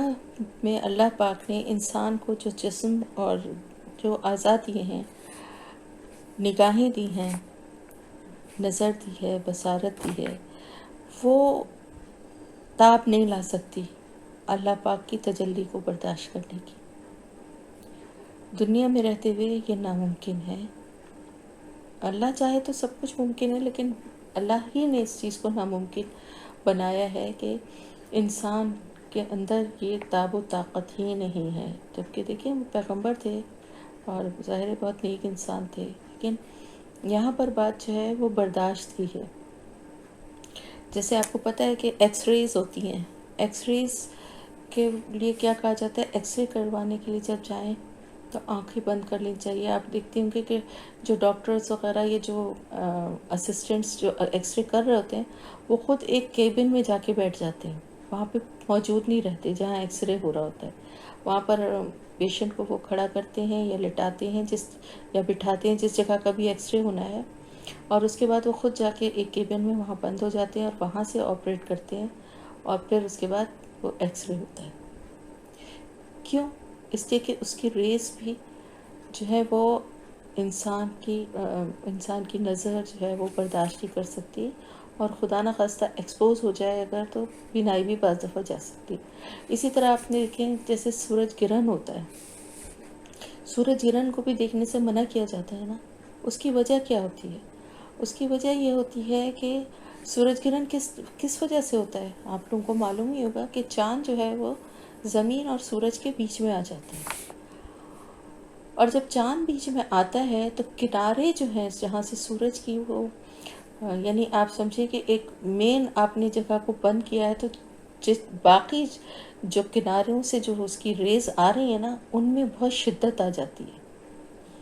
جیسے آپ کبھی کسی نل کو فل کھلا ہوا اس کو اگر آپ بیچ میں وہ کریں تو آپ دیکھیں کہ اس کے سائڈ سے بہت تیزی سے بہت دور اچھلتا ہوا پانی نکلنے لگتا ہے نا. بالکل اسی طرح سے جب اس روشنی کو چاند کی وجہ سے وہ روشنی جو ہے وہ اس کے آگے وہ ایک روک آ جاتی ہے، رکاوٹ آ جاتی ہے، تو جو اس کی ایجز سے، اس کے کناروں سے جو ریز ہوتی ہیں وہ اور زیادہ تیز ہو جاتی ہیں، اور وہ اتنی خطرناک ہوتی ہیں کہ خدا نخواستہ اس سے انسان کی بینائی ختم ہو سکتی ہے. تو یہ تو دنیاوی چیزیں ہیں نا، یہ دنیاوی چیزوں کی برداشت بھی آنکھ کو نہیں ہے. تو اللہ تعالیٰ تو کی ذات تو اس کا تصور بھی انسان کے جو ذہن ہے اس میں نہیں آ سکتا، اور اس کو دیکھنے کی تاب بھی اس کی نظر نہیں لا سکتی. لیکن اللہ تعالیٰ کا دیدار نصیب ہوگا ان خوش قسمتوں کو. اللہ ہمیں بھی ان میں شامل فرمائے جو جنت الفردوس میں پہنچیں گے. جب جنت میں پہنچیں گے تو وہاں کا سب سے بڑا انعام جو ہے وہ اللہ تعالیٰ کا دیدار ہوگا. اس کے بعد وہ لوگ کہیں گے کہ ہمیں اس کے علاوہ ہمیں کچھ بھی نہیں چاہیے تھا، ہمیں کچھ نہیں چاہیے. یعنی وہ ہم تصور ہمارے، کیونکہ ہم تصور نہیں کر سکتے نا، ہمیں اندازہ نہیں ہے، ہمیں پتہ ہی نہیں ہے. تو اس دیدار کے لیے جو ہے وہ دعا بھی مانگنی چاہیے کہ اللہ ہمیں ان خوش نصیبوں میں شامل فرمائے جنہیں وہ جنت الفردوس میں اپنا دیدار نصیب فرمائے گا. لیکن دنیا میں رہتے ہوئے یہ ناممکن ہے. تو حضرت موسیٰ علیہ السلام نے بھی جب یہ اللہ سے التجا کی تو اللہ تعالیٰ نے فرمایا کہ ایسا نہیں ہو سکتا کہ تم مجھے دیکھو، یہ ممکن نہیں ہے. اور پھر بھی ان کی تسلی کے لیے اللہ تعالیٰ نے فرمایا کہ ایک پہاڑ کی طرف دیکھو، اگر وہ اپنی جگہ پر قائم رہتا ہے تو پھر تم بھی مجھے دیکھ لو گے. یعنی اگر ایک پہاڑ کی طرف میں اپنی تجلی جو ہے اس کا ایک جھلک دکھاؤں گا، اگر وہ برداشت کر گیا تو پھر ٹھیک ہے، تم بھی دیکھ لینا. اب مفسرین کی رائے ہے جو ایگزیکٹ تو نہیں پتہ ہے، لیکن کہتے ہیں کہ ایک چھنگلی کے ناخون کے برابر جو ہے نا اللہ کی ذات کی تجلی جو ہے وہ اس پہاڑ پہ اللہ نے ظاہر کی، اور وہ پہاڑ جو ہے وہ دکا ہو گیا، یعنی ریزہ ریزہ ہو گیا. کوٹ کوٹ کر ہموار کرنا جسے کہتے ہیں. یعنی اس پہاڑ کے اوپر جیسی تجلی ہوئی تو وہ ریزہ ریزہ ہو گیا، اور خر موسیٰ صاعقہ، اور گر پڑے موسیٰ علیہ السلام بے ہوش ہو گئے. یعنی ایک دوسرے پہاڑ پہ کیا تھا یہ اللہ تعالیٰ نے اپنی تجلی کی ہلکی سی جھلک، تو وہ پہاڑ تو ریزہ ریزہ ہو گیا، اور حضرت موسیٰ علیہ السلام جس پہاڑ پہ تھے وہاں پر وہ بے ہوش ہو کر گر پڑے. یعنی اتنی اس کی جو پہاڑ کا ٹوٹنا اور اس کا ریزہ ریزہ ہونا کوئی معمولی تو بات نہیں ہے نا، کتنا دھماکہ اور کتنا کیسی وہ کڑک ہوگی کہ اس سے وہ بے ہوش ہو کر گر پڑے. فلما، پھر جب افاقہ ہوا یا ہوش میں آیا. آپ دیکھیں کتنے ورڈز ہیں جو اردو میں بھی استعمال ہوتے ہیں. ہوش میں آئے، قالا، انہوں نے کہا، سبحانک، پاک ہے تو میں توبہ کرتا ہوں، علیکہ، تیری طرف، وانا، اور میں، اولو، سب سے پہلا ہوں، المومنین، ایمان لانے والوں. یعنی میں اپنی اس غلطی سے جو میں نے تجھے دیکھنے کی خواہش کی تھی، مجھے نہیں کرنی چاہیے تھی، میں اس پہ تجھ سے توبہ کرتا ہوں. یعنی دیکھیں ایک پیغمبر کا، ایک ایمان والے کا، انسان کا عام جو بھی ہے اس کا رویہ اپنی غلطی کے بعد کیا ہے. حالانکہ انہوں نے محبت میں ایک اللہ سے درخواست کی تھی، لیکن ان کو احساس ہوا کہ مجھے یہ نہیں کرنا چاہیے تھی ایسا مطالبہ، تو انہوں نے فوراً اللہ تعالیٰ سے معافی مانگی اور کہا کہ تو پاک ہے تیری ذات، اور میں تجھ سے توبہ کرتا ہوں، معافی مانگتا ہوں کہ میں نے تجھے دیکھنے کی خواہش کی تھی، اور میں سب سے پہلا ہوں ایمان لانے والوں میں. اس کا مطلب یہ نہیں ہے کہ اس سے پہلے کوئی ایمان لانے والا نہیں تھا، بلکہ اس بات پر ایمان لانے والوں میں کہ تجھے دیکھنے کی طاقت و طاقت نہیں ہے انسانی آنکھ میں، اور ساتھ ہی یہ بھی کہ بغیر دیکھے بھی میں تجھ پر، یعنی تجھ سے کلام تو کرنے والا میں سب سے پہلا انسان ہوں ہی، اور بغیر تجھے دیکھے بھی تجھ پر ایمان لانے والا ہوں. یعنی صرف تجھ سے کلام کرنا ہی میرے لیے بہت بڑا اعزاز ہے، اور اس کے ساتھ ہی میں تجھ پر سب سے پہلے ایمان لانے والا ہوں. قالا، اللہ تعالیٰ نے فرمایا، یا موسیٰ، اے موسیٰ، انی، بے شک میں نے، استفیتک چن لیا میں نے تجھ کو، علی الناسی لوگوں پر، برسالاتی ساتھ اپنے پیغامات کے، وہ بھی کلامی اور ساتھ اپنے کلام کے، فخذ بس لے لو، ماں جو آتیتک دیا تجھے میں نے، وکن اور ہو جاؤ، من الشاکرین شکر کرنے والوں۔ اب آپ یہ دیکھیں کہ اللہ پاک تو بڑا رحیم و کریم اور بڑا قدردان ہے، اور جب انہوں نے اس طرح سے اللہ سے معافی مانگی تو اللہ تعالیٰ نے پھر ان کا دل، ان کا حوصلہ بڑھانے کے لیے، ان کا دل جوئی کے لیے اللہ تعالیٰ نے فرمایا کہ اے موسیٰ، میں نے تو تجھے چن لیا ہے انسانوں میں، یعنی اس آپ کے زمانے کے جو لوگ تھے، اصل میں دیکھیں تمام انسانوں میں سب سے افضل جو ہے وہ آپ صلی اللہ علیہ وسلم ہیں، پھر حضرت ابراہیم علیہ السلام، پھر کیونکہ وہ ابو الانبیاء ہیں اور خلیل اللہ ہیں، پھر حضرت موسیٰ علیہ السلام۔ یہ اللہ تعالیٰ کی طرف سے اللہ کے منتخب بندوں کی ترتیب ہے۔ ویسے تو تمام پیغمبر جو ہیں وہ اپنے دور کے، اپنے زمانے کے چنے ہوئے لوگ ہوتے ہیں نا، سب سے منتخب اللہ کا بندہ ہوتا ہے جو کہ جس کو یہ اعزاز ملتا ہے اللہ کی طرف سے۔ لیکن حضرت موسیٰ علیہ السلام کا، اللہ کا ان سے کلام کرنا ان کی بہت بڑی فضیلت ہے۔ اللہ تعالیٰ فرما رہا ہے کہ میں نے تمہیں چن لیا ہے ساتھ اپنے پیغامات کے اور اپنے کلام کے۔ 40 دن کی کڑی ریاضت جو انہوں نے وہاں کاٹی، یعنی ظاہر ہے 40 دن تک کے لیے جو گئے تھے، جو ساتھ میں ظاہر ہے کیا کچھ لے کر گئے ہوں گے، کچھ جو بھی کھجور یا روکھا سوکھا جو بھی لے کر گئے ہوں گے، یا تھوڑا بہت پانی یا جس طرح سے، تو وہ روزے بھی رکھے انہوں نے اور اللہ کی عبادت بھی کی، اور اس کے بعد تورات کی شکل میں اللہ تعالیٰ نے ان کو یہ کتاب اور شریعت دی۔ تو اللہ تعالیٰ فرما رہا ہے کہ یہ رسالاتی یعنی پیغامات اور کلام جو کچھ بھی ہیں، فخذ بس لے لو، یہاں پر فخذ سے مراد ہے لے لو، یعنی تورات کو جو اللہ تعالیٰ نے دیا، اور شکر ادا کرنے والوں میں سے ہو جاؤ، یعنی یہ اتنا بڑا انعام اللہ کی طرف سے حاصل ہونے کے بعد اللہ کی شکر گزار بندے بن جاؤ۔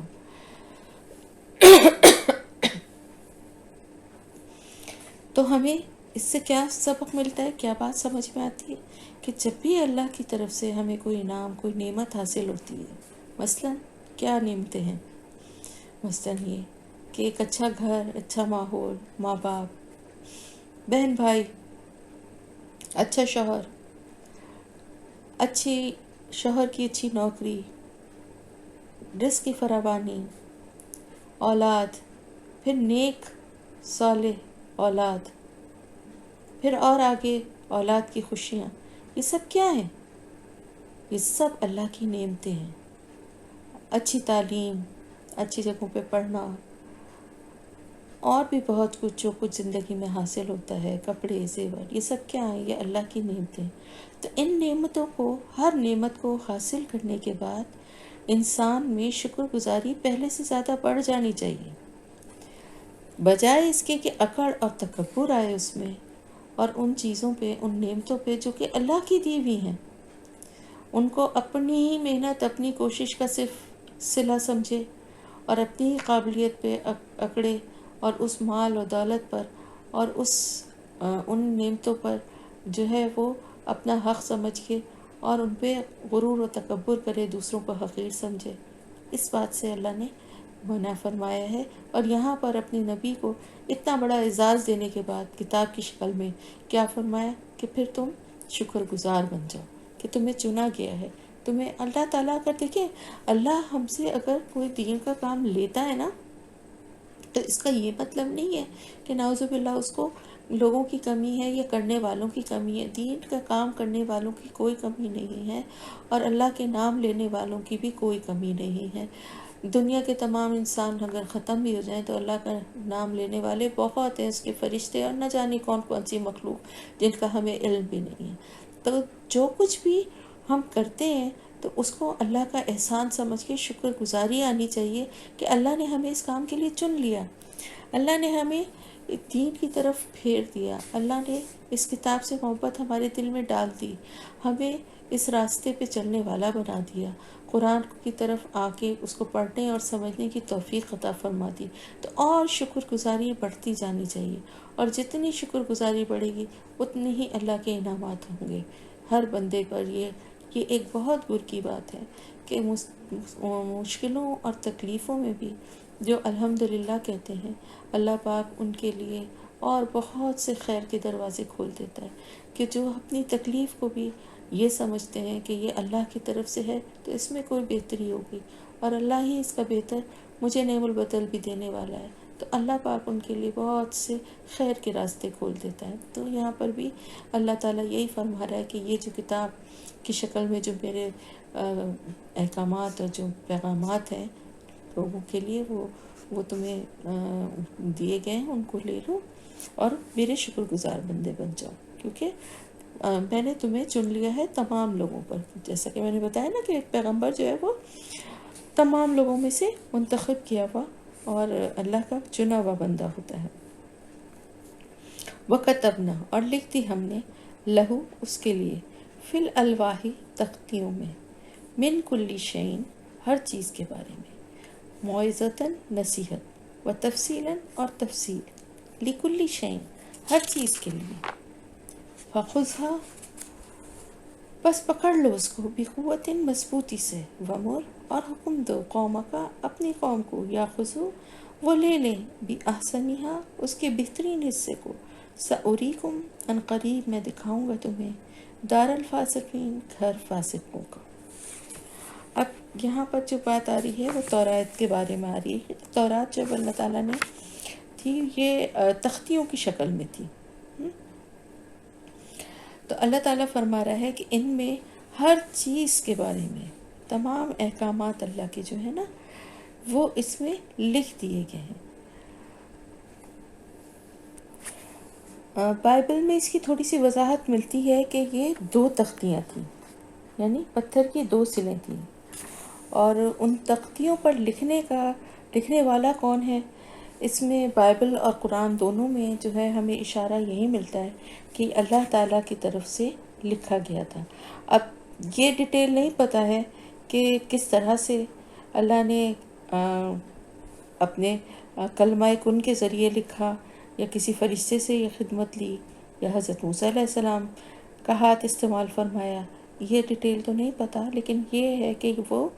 جو کچھ اس پہ لکھا تھا، وہ ریٹن تھا، وہ اللہ کی طرف سے لکھا گیا تھا، یعنی وہ ویسے انسانی ہاتھ نے نہیں لکھا تھا۔ جیسے قرآن تو صرف ہم یہ کہتے ہیں نا کہ اللہ تعالیٰ کے الفاظ ہیں،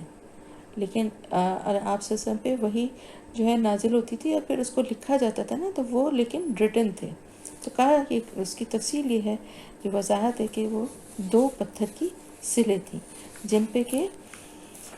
2 طرح کی باتیں جو تھیں، وہ 2 موضوع تھے، یعنی اس کے 2 حصے کیے جا سکتے تھے۔ ایک تھا نصیحت والی باتیں،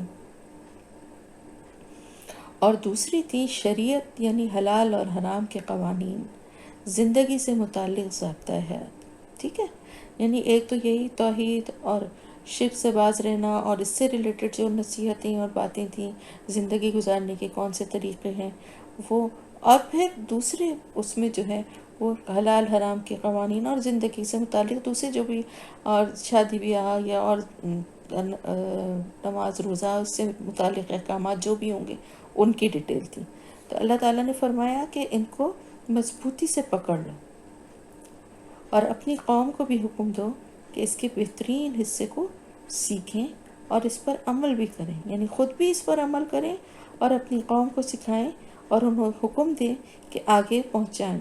احسنھا کا مطلب یہ ہے کہ اس کا کہ احکام الہی کا وہ یعنی بہترین حصہ، یا احسنھا کا مطلب یہ ہے کہ جو احکام الہی کا صاف اور سیدھا مفہوم بنتا ہے وہی لیں، جو کہ ہر انسان کی سمجھ میں آئے، اور اس کو بیان کرنے میں، اس کو ایکسپلین کرنے میں نیت میں کوئی فساد یا دل میں کوئی کجی یا ٹیڑھ نہ ہو۔ یہ بات اس سے کہی کیونکہ جو لوگ اللہ کے احکامات کے سیدھے سادے الفاظ میں ہیلے اور بہانے اور مختلف فتنوں کی گنجائشیں نکالتے ہیں، کہیں ان کی وجہ سے اللہ کی کتاب کو کی پیروی، ان باتوں کو اللہ کی کتاب کی پیروی نہ سمجھ لیا جائے۔ تو اس میں سے جس کو حلال کیا ہے ایسا نہا، یعنی جس کو حلال کیا ہے اسی کو حلال سمجھے۔ جو آیات محکمات ہیں ان کو لیا جائے، نہ کہ متشابہات میں پڑھا جائے۔ عزیمت کی راہ کو لیا جائے، یعنی جو کچھ کرنا ہے اس کرنے، جو بتایا جا رہا ہے اس کو کرنے کا عزم ہونا چاہیے، رخصتیں نہ تلاش کی جائیں۔ ٹھیک ہے، قرآن کے لیے بھی یہی بات ہے کہ آپ سب سے پہلے اس پہ عزم، آپ کا عزم یہ ہونا چاہیے کہ ہمیں اس پہ عمل کرنا ہے، پہلے سے ہی اس میں رخصتیں، کہ اگر یہ نہ کر سکے تو، اگر وہ نہ کر سکے تو وہ یہ نہ تلاش کریں۔ پھر جہاں دو چوائس ہوں وہاں جو زیادہ بہتر ہو اس کو لے لیا جائے۔ جیسے کہ ایک مثال ہے کہ اگر کوئی ظلم کرے کسی پر تو اس کے بدلہ لینے کی اجازت ہے کہ اتنا ہی اس سے بدلہ لیا جا سکتا ہے، لیکن ساتھ ہی معاف کرنے کو بھی قرآن میں کہا گیا ہے نا، کہ یہ زیادہ اچھا ہے کہ اگر معاف کر دیا جائے۔ تو جو زیادہ بہتر ہے وہ آپ کریں تو وہ زیادہ، اس کا زیادہ اجر و ثواب ہے۔ تو پھر قرآن، اور پھر احسن نہا میں یہ بھی آ جاتا ہے کہ جب قرآن کو، یا ان کی کتاب کے لیے بھی یہی بات تھی، تورات کی کے لیے بھی یہی اور قرآن کے لیے بھی، کہ جب اس کو پڑھیں تو ایز اٹ از لیں، اپنی مرضی یا رائے کو شامل نہ کریں، مفہوم میں ہیرا پھیری کر کے کچھ اور مطلب نہ نکالیں، یا کوئی اس میں تعویلیں نہ تلاش کریں، بہانے سے مطلب اپنے مطلب کے، اپنی خواہش کے مطابق اس کا کوئی مفہوم چینج کرنے کی کوشش نہ کریں، جیسا کہ بعد میں بنی اسرائیل کے علماء نے کیا نا، کہ اپنے مطلب کے حساب سے ان کو کہیں الفاظ کو الٹ پھیر کے تھوڑا سا مفہوم بدل دیا، یا بعض دفعہ عبارت وہی رہی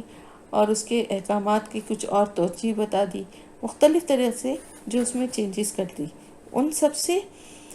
دور رکھنے کے لیے یہ بات کہی گئی کہ اس کتاب کے بہترین حصے کو، یعنی اس کو بہترین طریقے سے، کتاب تو تھی ہی بہترین، اس کا بہترین حصہ یہ کہ اس کو بہترین طریقے سے اس کو جو ہے وہ سمجھا جائے اور اس پر عمل کیا جائے، اور پھر آگے لوگوں تک اس کو پہنچایا جائے۔ سَأُرِيكُمْ دار الفاسقین، ان قریب میں دکھاؤں گا تمہیں گھر فاسقوں کو۔ اس کا ایک مفہوم تو یہ ہے کہ آگے چل کے، یعنی یہ قوم جس راستے پہ چلتی ہوئی جا رہی تھی فلسطین، تو راستے میں ایسی قوموں کے آثار قدیمہ پر سے بھی گزر ہوتا ان کا، کہ جن کو یہ دیکھیں گے کہ اللہ کی، جنہوں نے نافرمانی کی تھی، اللہ کی بندگی اور اطاعت سے منہ موڑا تھا، تو ان نافرمان لوگوں کا کیا انجام ہوا تھا وہ بھی اللہ تعالیٰ دکھائے گا کہ کس طرح سے ان کا کیا انجام ہوا تھا، اور یہ روش اگر اختیار کریں گے تو ان کا کیا انجام ہوگا۔ دوسرے یہ کہ اس سے مراد فلسطین کا علاقہ ہے جس پر اب ان کو حملہ آور ہونا تھا، حضرت موسیٰ علیہ السلام کو اب یہ کو ملنے والا تھا نا، کہ بنی اسرائیل کا قافلہ مصر سے نکلنے کے بعد اب صحرائے سینا کو کراس کر کے جب جنوبی کونے پر وہاں اس مقام پر پہنچ گیا جہاں کوہ طور واقع ہے، پھر یہاں پر ایک طویل عرصے تک قیام رہنے کے بعد اب ان کو آگے سفر کرنا تھا، اور پھر فلسطین پر حملہ آور ہونے کا حکم ان کو ملنے والا تھا اللہ کی طرف سے۔ تو اللہ تعالیٰ فرمایا نا کہ عنقریب میں تمہیں دکھاؤں گا گھر فاسقوں کا، تو ایک اس کا ایک مفہوم یہ بھی ہے کہ اب کیونکہ وہاں پر فلسطین پر ایک ایسی مشرک اور فاسق قوم قابض تھی جس کے بارے میں اللہ تعالیٰ یہ فرما رہے ہیں کہ جب وہاں جائیں گے تو ان کا مقابلہ کرنا پڑے گا ان لوگوں سے، یعنی تقریباً آپ سمجھیں کہ بنی اسرائیل 700-800 سال بعد جو ہیں فلسطین میں دوبارہ داخل ہو رہے تھے، یعنی مصر چلے گئے تھے 700-800 سال حضرت یوسف علیہ السلام کے زمانے کو ہو رہا تھا، تو اس کے بعد یہ جو وہیں سب شفٹ ہو گئے تھے، اور اس عرصے میں وہاں پر ایک اور عمالقہ ایک قوم تھی جو کہ وہاں پر آ کے بس گئی تھی اب، اور وہ مشرک بھی تھے اور فاسق تھے، تو ان پر اب کیونکہ حملہ کرنے کے لیے ان کو کہا جائے گا، تو اس لیے اللہ تعالیٰ فرما رہے ہیں کہ عنقریب میں تمہیں دکھاؤں گا فاسقوں کا گھر، یعنی فلسطین کی سرزمین جو کہ اب فاسقوں کا گھر بن چکی ہے۔ سأصرف، عنقریب میں پھیر دوں گا، عن آیاتی، اپنی نشانیوں سے، الذین، ان لوگوں کو جو یتکبرون فی الارض، تکبر کرتے ہیں زمین میں، بغیر الحق، بغیر حق کے یا ناحق،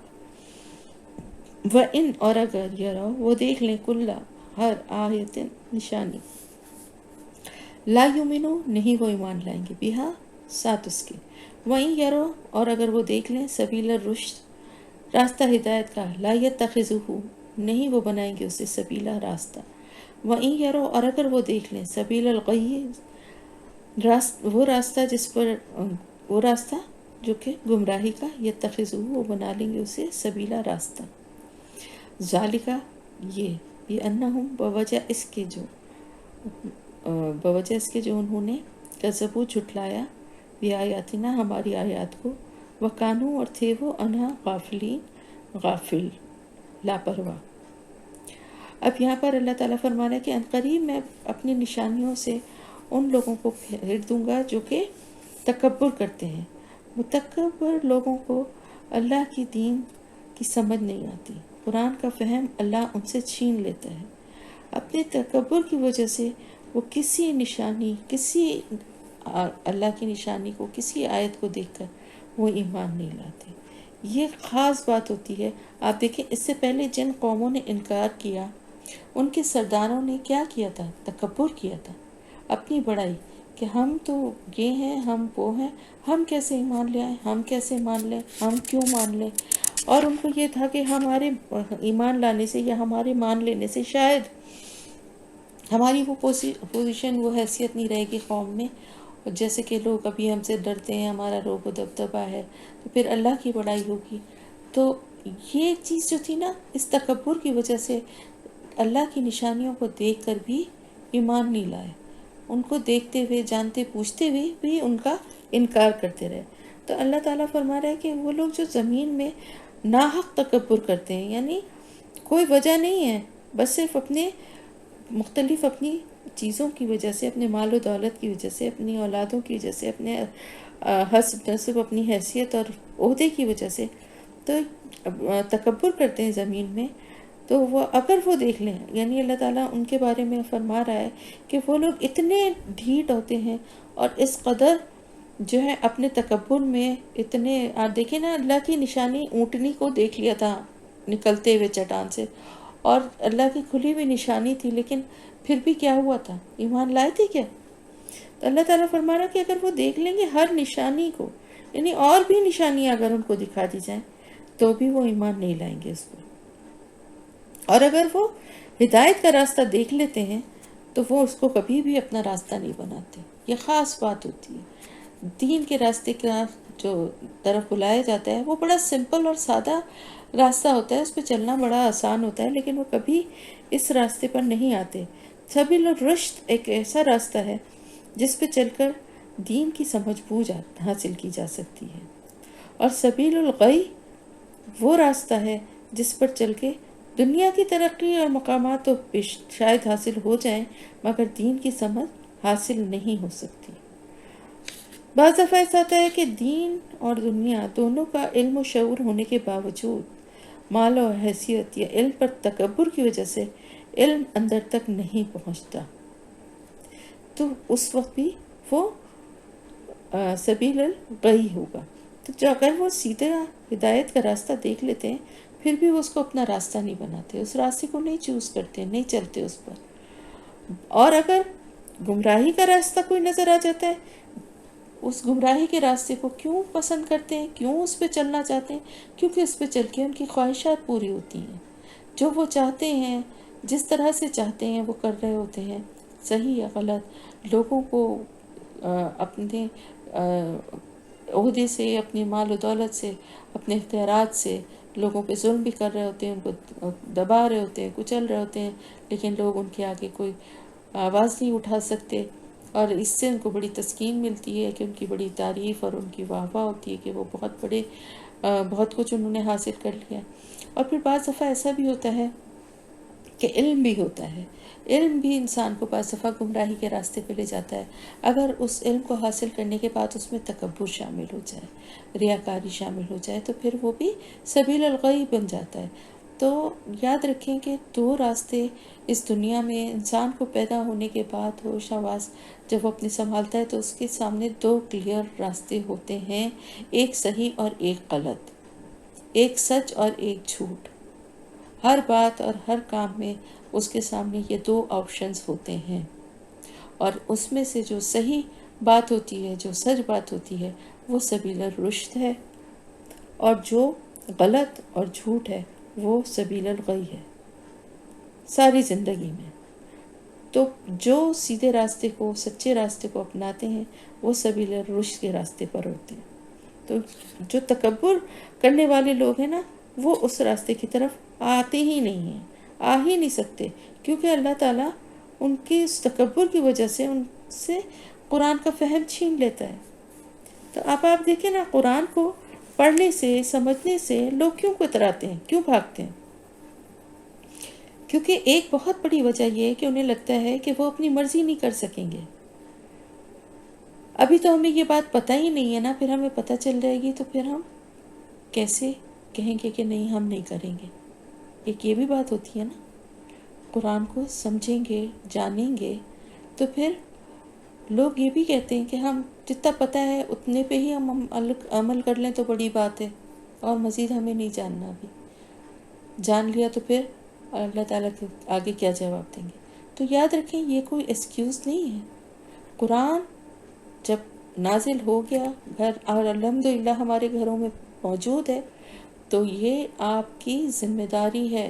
یہ ایکسکیوز نہیں ہوگا قیامت کے دن کہ ہم پڑھ نہیں سکے، ہم سمجھ نہیں سکے، ہمیں موقع نہیں ملا، ہمیں ٹائم نہیں ملا، ہمیں کوئی بتانے والا نہیں تھا، ہمیں کوئی سمجھانے والا نہیں تھا۔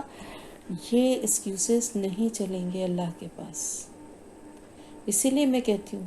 جو قرآن کو پڑھنے کا شوق رکھتے ہیں، قرآن کو سمجھنے کے لیے آتے ہیں، یہ بات یاد رکھیں کہ وہ مجھے ایکسکیوز نہیں دے رہے، وہ اللہ کو ایکسکیوز دیں، ایسا ایکسکیوز دیں جو آپ اللہ کے سامنے پیش کر سکتی ہیں۔ آپ نے سبق نہیں یاد کیا، آپ نے قرآن کی تفسیر اور ترجمے کو نہیں پڑھا، نہیں سنا، آپ ایسا ایکسکیوز دیں جو آپ اللہ کے سامنے دے سکتے ہیں۔ آپ جب یہ سوچ ذہن میں رکھیں گے نا، آپ کو کوئی بات اہم نہیں لگے گی، کوئی ایکسکیوز جو ہے نا وہ آپ کو ویلڈ نہیں لگے گا، اور آپ قرآن کے لیے ٹائم نکالیں گے۔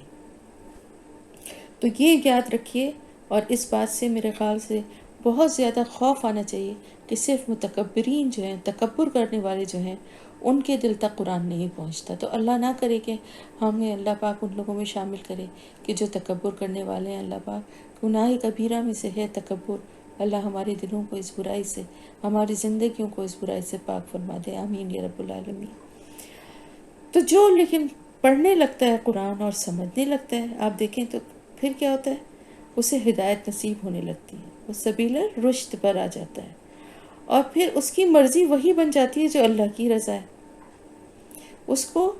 کوئی ایسی بات اور کوئی ایسی اس کے دل میں خواہش یا ایسی بات رہتی ہی نہیں ہے کہ جو اللہ کے خلاف اس کو اکسائے۔ وہ آہستہ آہستہ اللہ کی رضا کے مطابق ڈھلتا جاتا ہے۔ ایک دفعہ اس راستے پہ چل کے تو دیکھیں کتنا مزہ ہے، کتنا پیارا ہے۔ ضروری نہیں ہے کہ ہم سب بہت پرفیکٹ مسلمان ہوں، ہم سب بہت زیادہ عمل کرنے والے ہوں، لیکن ہم جب تک جانیں گے نہیں تو ہم کوشش بھی نہیں کر سکیں گے۔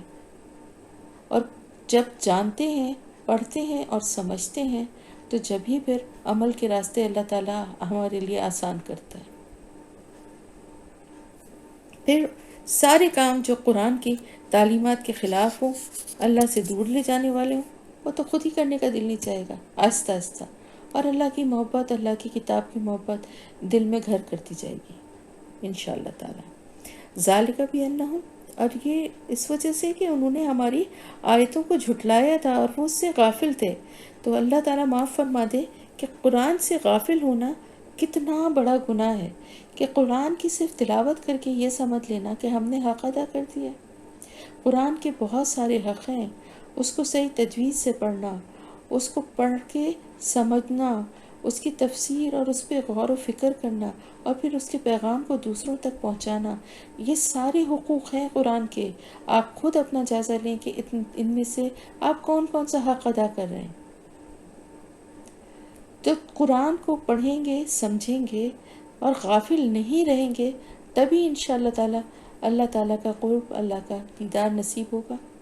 تو قرآن کے راستے پہ آئے ہیں تو اس کے لیے ٹائم نکالیں اور اس کو ٹائم دیں، خود بھی آیات پہ غور و فکر کریں، تفسیر کو بھی سنا کریں، اور پھر عمل کی کوشش کریں۔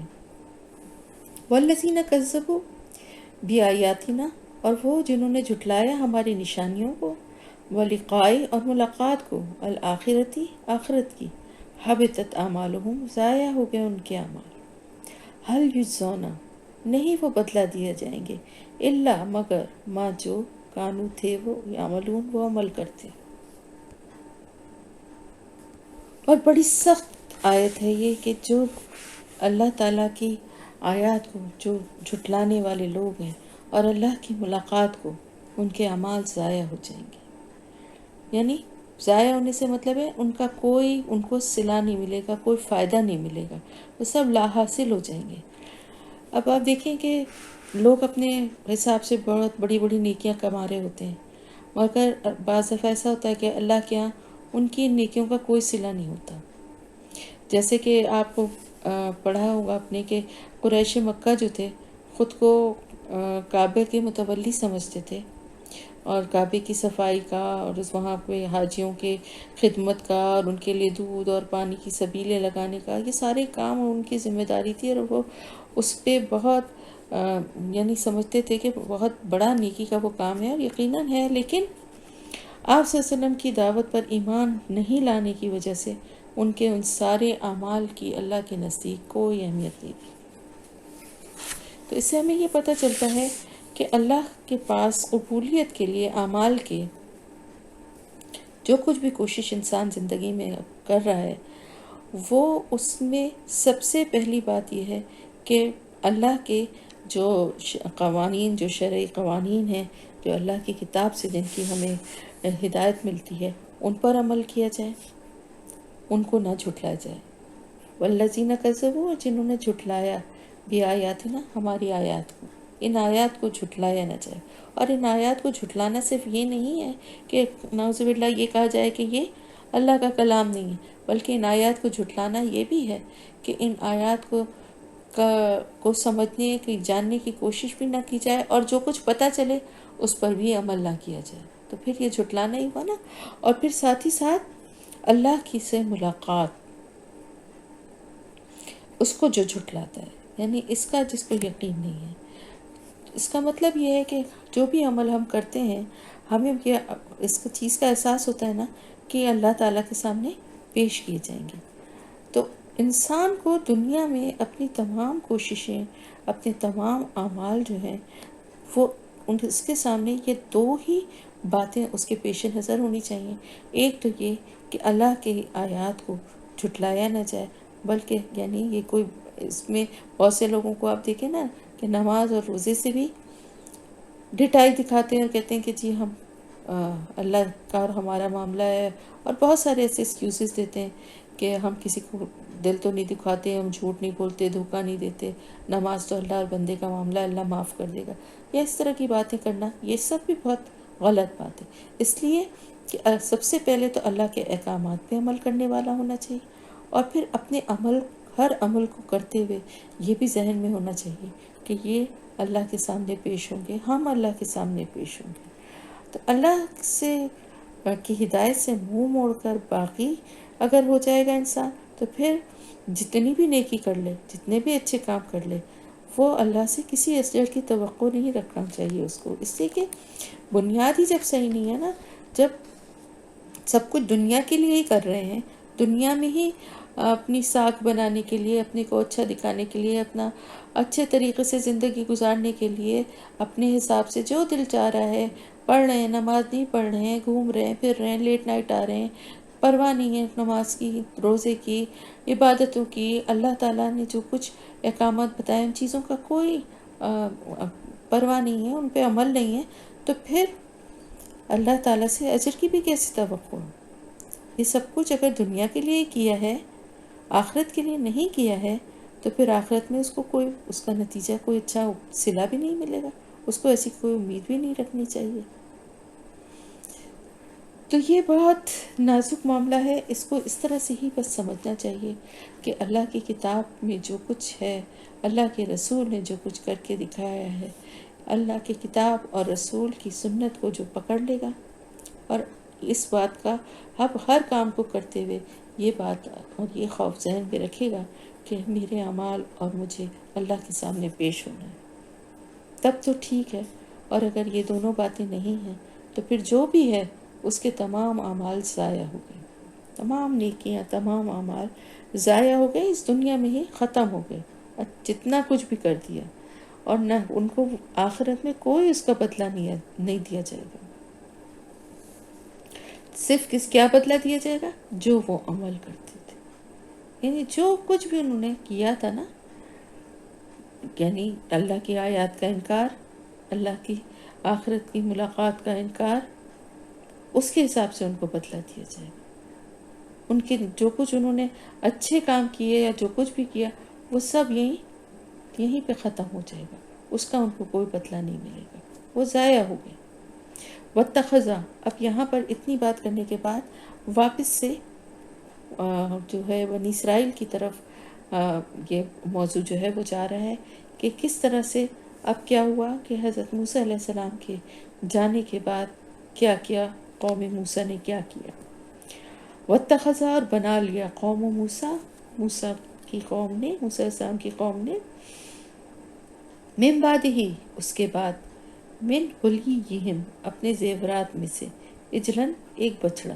جسدن، ایک جسم، لہو، اس کی،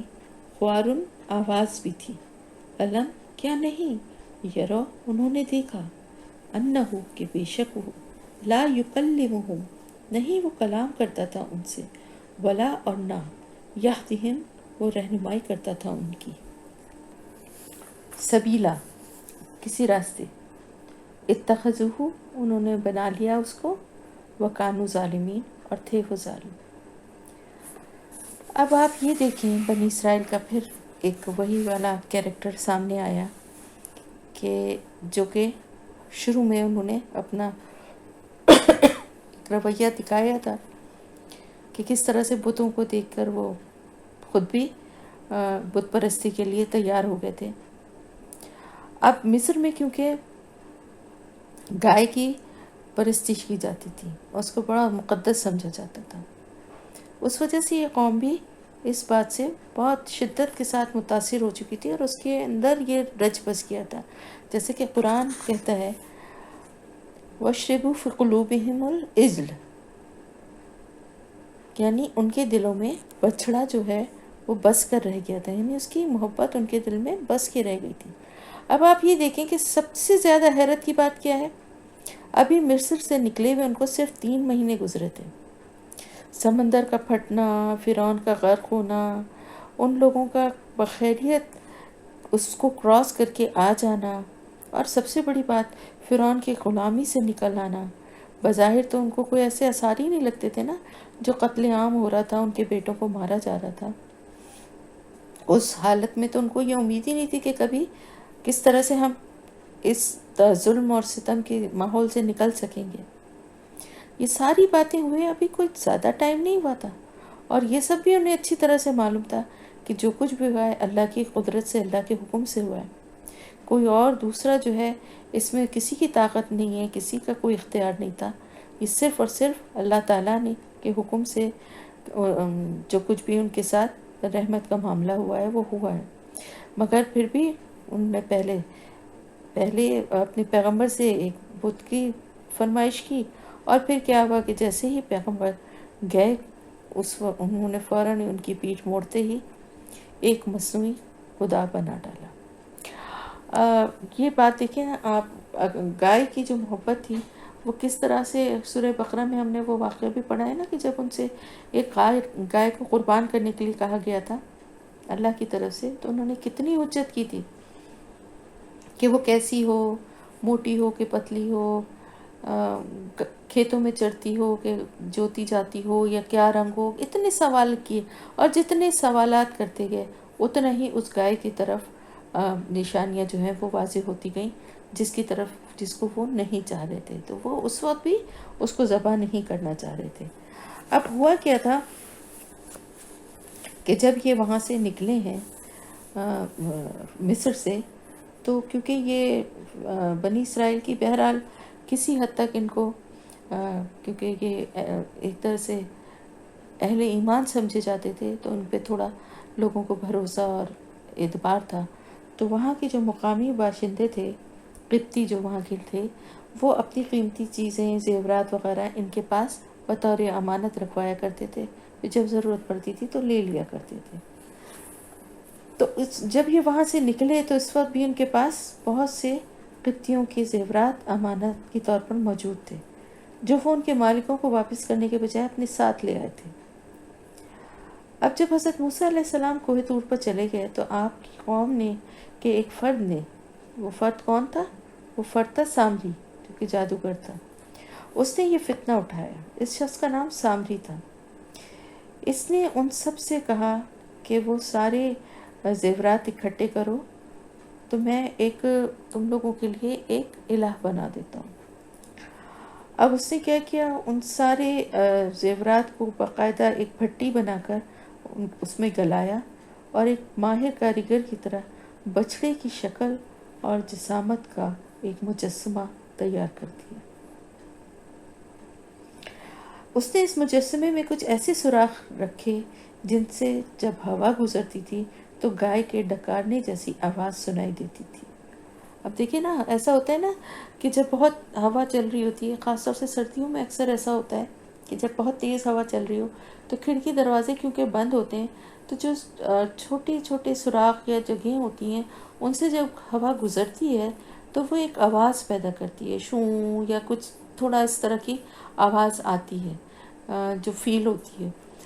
تو اس نے کچھ اس طرح سے وہ سوراخ ایسی جگہوں پہ بنائے کہ جب ہوا گزرے تو وہ ایک جیسے گائے کے ڈکرانے کی ایک آواز آئے۔ اب یہ جیسے ہی اس میں سے یہ آواز آئی، یہ سارے کے سارے جو تھے وہ اس کے سامنے سجدے میں گر گئے، اور اس نے کہا کہ یہی تمہارا وہ الہ ہے جس نے تمہیں سب چیزوں سے نجات دلائی ہے، اور یہ جو ہے اس کے آگے سجدے میں گر گئے اور اس کی عبادت جو ہے وہ کرنا شروع کر دیا۔ یعنی یہ سوچے سمجھے بغیر بھی، جیسا کہ بتایا جا رہا ہے کہ وہ اس میں سے گائے کی سی آواز نکلتی تھی، انہوں نے یہ نہیں سوچا کہ نہ تو کوئی بات ایسی کر رہا ہے، مطلب یہ بچڑا جو ہے کوئی ایسی بات بھی نہیں کر رہا ہے، لا یکلمہم ولا یہدیہم سبیلا، یعنی کوئی بات تو نہیں کر رہا ہے، کسی بات کا جواب نہیں دے رہا ہے، یا کچھ ایسی نصیحت یا بات تو نہیں کر رہا ہے، صرف ایک آواز ہی ہے نا، اور نہ کوئی انہیں راستہ اور طریقہ بتا رہا ہے، کوئی ان کی کوئی رہنمائی کر رہا ہے۔ یعنی یہ سب کچھ دیکھتے ہوئے، جانتے بوجھتے ہوئے بھی انہوں نے اس کو اپنا الہ بنا لیا، اور اللہ تعالیٰ فرما رہا ہے اتخذوہ وکانوا ظالمین، استغفر اللہ۔ تو انہوں نے اس کو، یعنی اللہ تعالیٰ فرما رہا ہے کہ وہ تو تھے ہی ظالم، یعنی اس کو معبود بنانا ہی بہت بڑا ظلم تھا۔ اور جیسا کہ آپ کو معلوم ہے اچھی طرح سے کہ کس کے اوپر تھا وہ ظلم، شرک جو ہے وہ کرنے والے پر ہی ظلم ہوتا ہے، یعنی اپنی جانوں پر ہی ظلم ڈھایا انہوں نے، اور اپنے لیے ہی وہ ظالم تھے کہ انہوں نے اس بچڑے کو اپنا معبود بنا لیا۔ اور جب وہ ولما، اور جب سقطا، وہ گرائے گئے، فی ایدیہم، اپنے ہاتھوں میں، ورا، اور انہوں نے دیکھا، انہم، کہ بے شک وہ، قد، بلا شبہ، دلو، بھٹک گئے ہیں، قالو، وہ کہنے لگے، لئن، البتہ اگر، لمنا، یرحمنا، رحم کیا ہم پر، ربنا، ہمارے رب نے، ویغفر، اور نہ اس نے بخشش فرمائی، لنا، ہماری، لنکونن من الخاسرین، البتہ ہم ضرور ہو جائیں گے خسارہ پانے والوں میں سے۔ اب یہاں پر یہ بتایا جاتا ہے کہ اس معاملے میں وہ لوگ 3 گروہوں میں تقسیم ہو گئے تھے، یعنی اب ان کو جب یہ اندازہ ہوا نا کہ یہ ہم کیا کر بیٹھے، تو وہ سقط فی ایدیہم، یہ ایک طرح کا عربی محاورہ ہے جس کا مفہوم یہ ہے کہ ندامت سے، مطلب ندامت ان کے ہاتھوں میں ڈال دی گئی، یعنی وہ ان کے حصے میں ندامت آئی، جیسے ہم اردو میں کہیں گے نا، یعنی وہ بہت زیادہ نادم ہوئے، کیونکہ انہوں نے دیکھ لیا کہ، اور اندازہ کر لیا کہ ہم تو بہت زیادہ ہی ہم بھٹک گئے اور ہم نے بہت ہی غلط کام کیا۔ تو اس کی تفصیل یہ ہے کہ اس معاملے میں وہ لوگ 3 گروہوں میں تقسیم ہو گئے تھے۔ قوم کا ایک بڑا حصہ وہ تھا جو اس گناہ میں بالکل شریک نہیں ہوا تھا، 3 گروہ تھے نا، 3 حصے ہو گئے تھے۔ دوسرے گروہ میں وہ لوگ تھے جو کچھ دیر کے لیے اس گناہ میں شریک ہوئے، لیکن فوراً انہیں احساس ہو گیا کہ ان سے غلطی ہو گئی۔ تیسرا گروہ حضرت موسیٰ علیہ السلام کی واپسی تک اسی شرک پر اڑا رہا۔ اب یہاں پر جو ہے نا کہ وہ ان کو پچھتاوا ہوا کہ وہ، اور انہوں نے کہا کہ ہم بھٹک گئے، یہ وہ دوسرا گروہ ہے کہ وہ نادم ہو گئے۔ شروع میں تو ان کے ساتھ شامل ہوئے، لیکن پھر جلد ہی ان کو احساس ہو گیا اپنی غلطی کا، اور وہ نادم ہو گئے، اور انہوں نے اعتراف کیا کہ وہ گمراہی کا ارتکاب کر بیٹھے۔ ٹھیک ہے، اب کیا ہوا؟ اور انہوں نے پھر اللہ تعالیٰ سے یہ دعا مانگی کہ اللہ پاک تو ہمیں معاف کر دے، ہم پر رحم کر دے، اور اگر تو نے ہماری بخشش نہ فرمائی تو ہم خسارہ پانے والوں میں سے ہو جائیں گے۔ کیونکہ ان کو نظر آ گیا کہ وقتی تو ظاہر بہکائی میں وہ آ گئے تھے، لیکن ان کو پھر اندازہ ہو گیا کہ ہم نے بہت بڑا گناہ کیا، تو اللہ سے انہوں نے معافی مانگ لی۔ ولما، اور جب رجع پلٹے موسیٰ علیہ السلام الی قومہ، اپنی قوم کی طرف، غضبان، بہت غصے، اسفا، افسوس کرتے ہوئے، قالا، انہوں نے کہا، بے سما، کتنی بری ہے، خلفتمونی،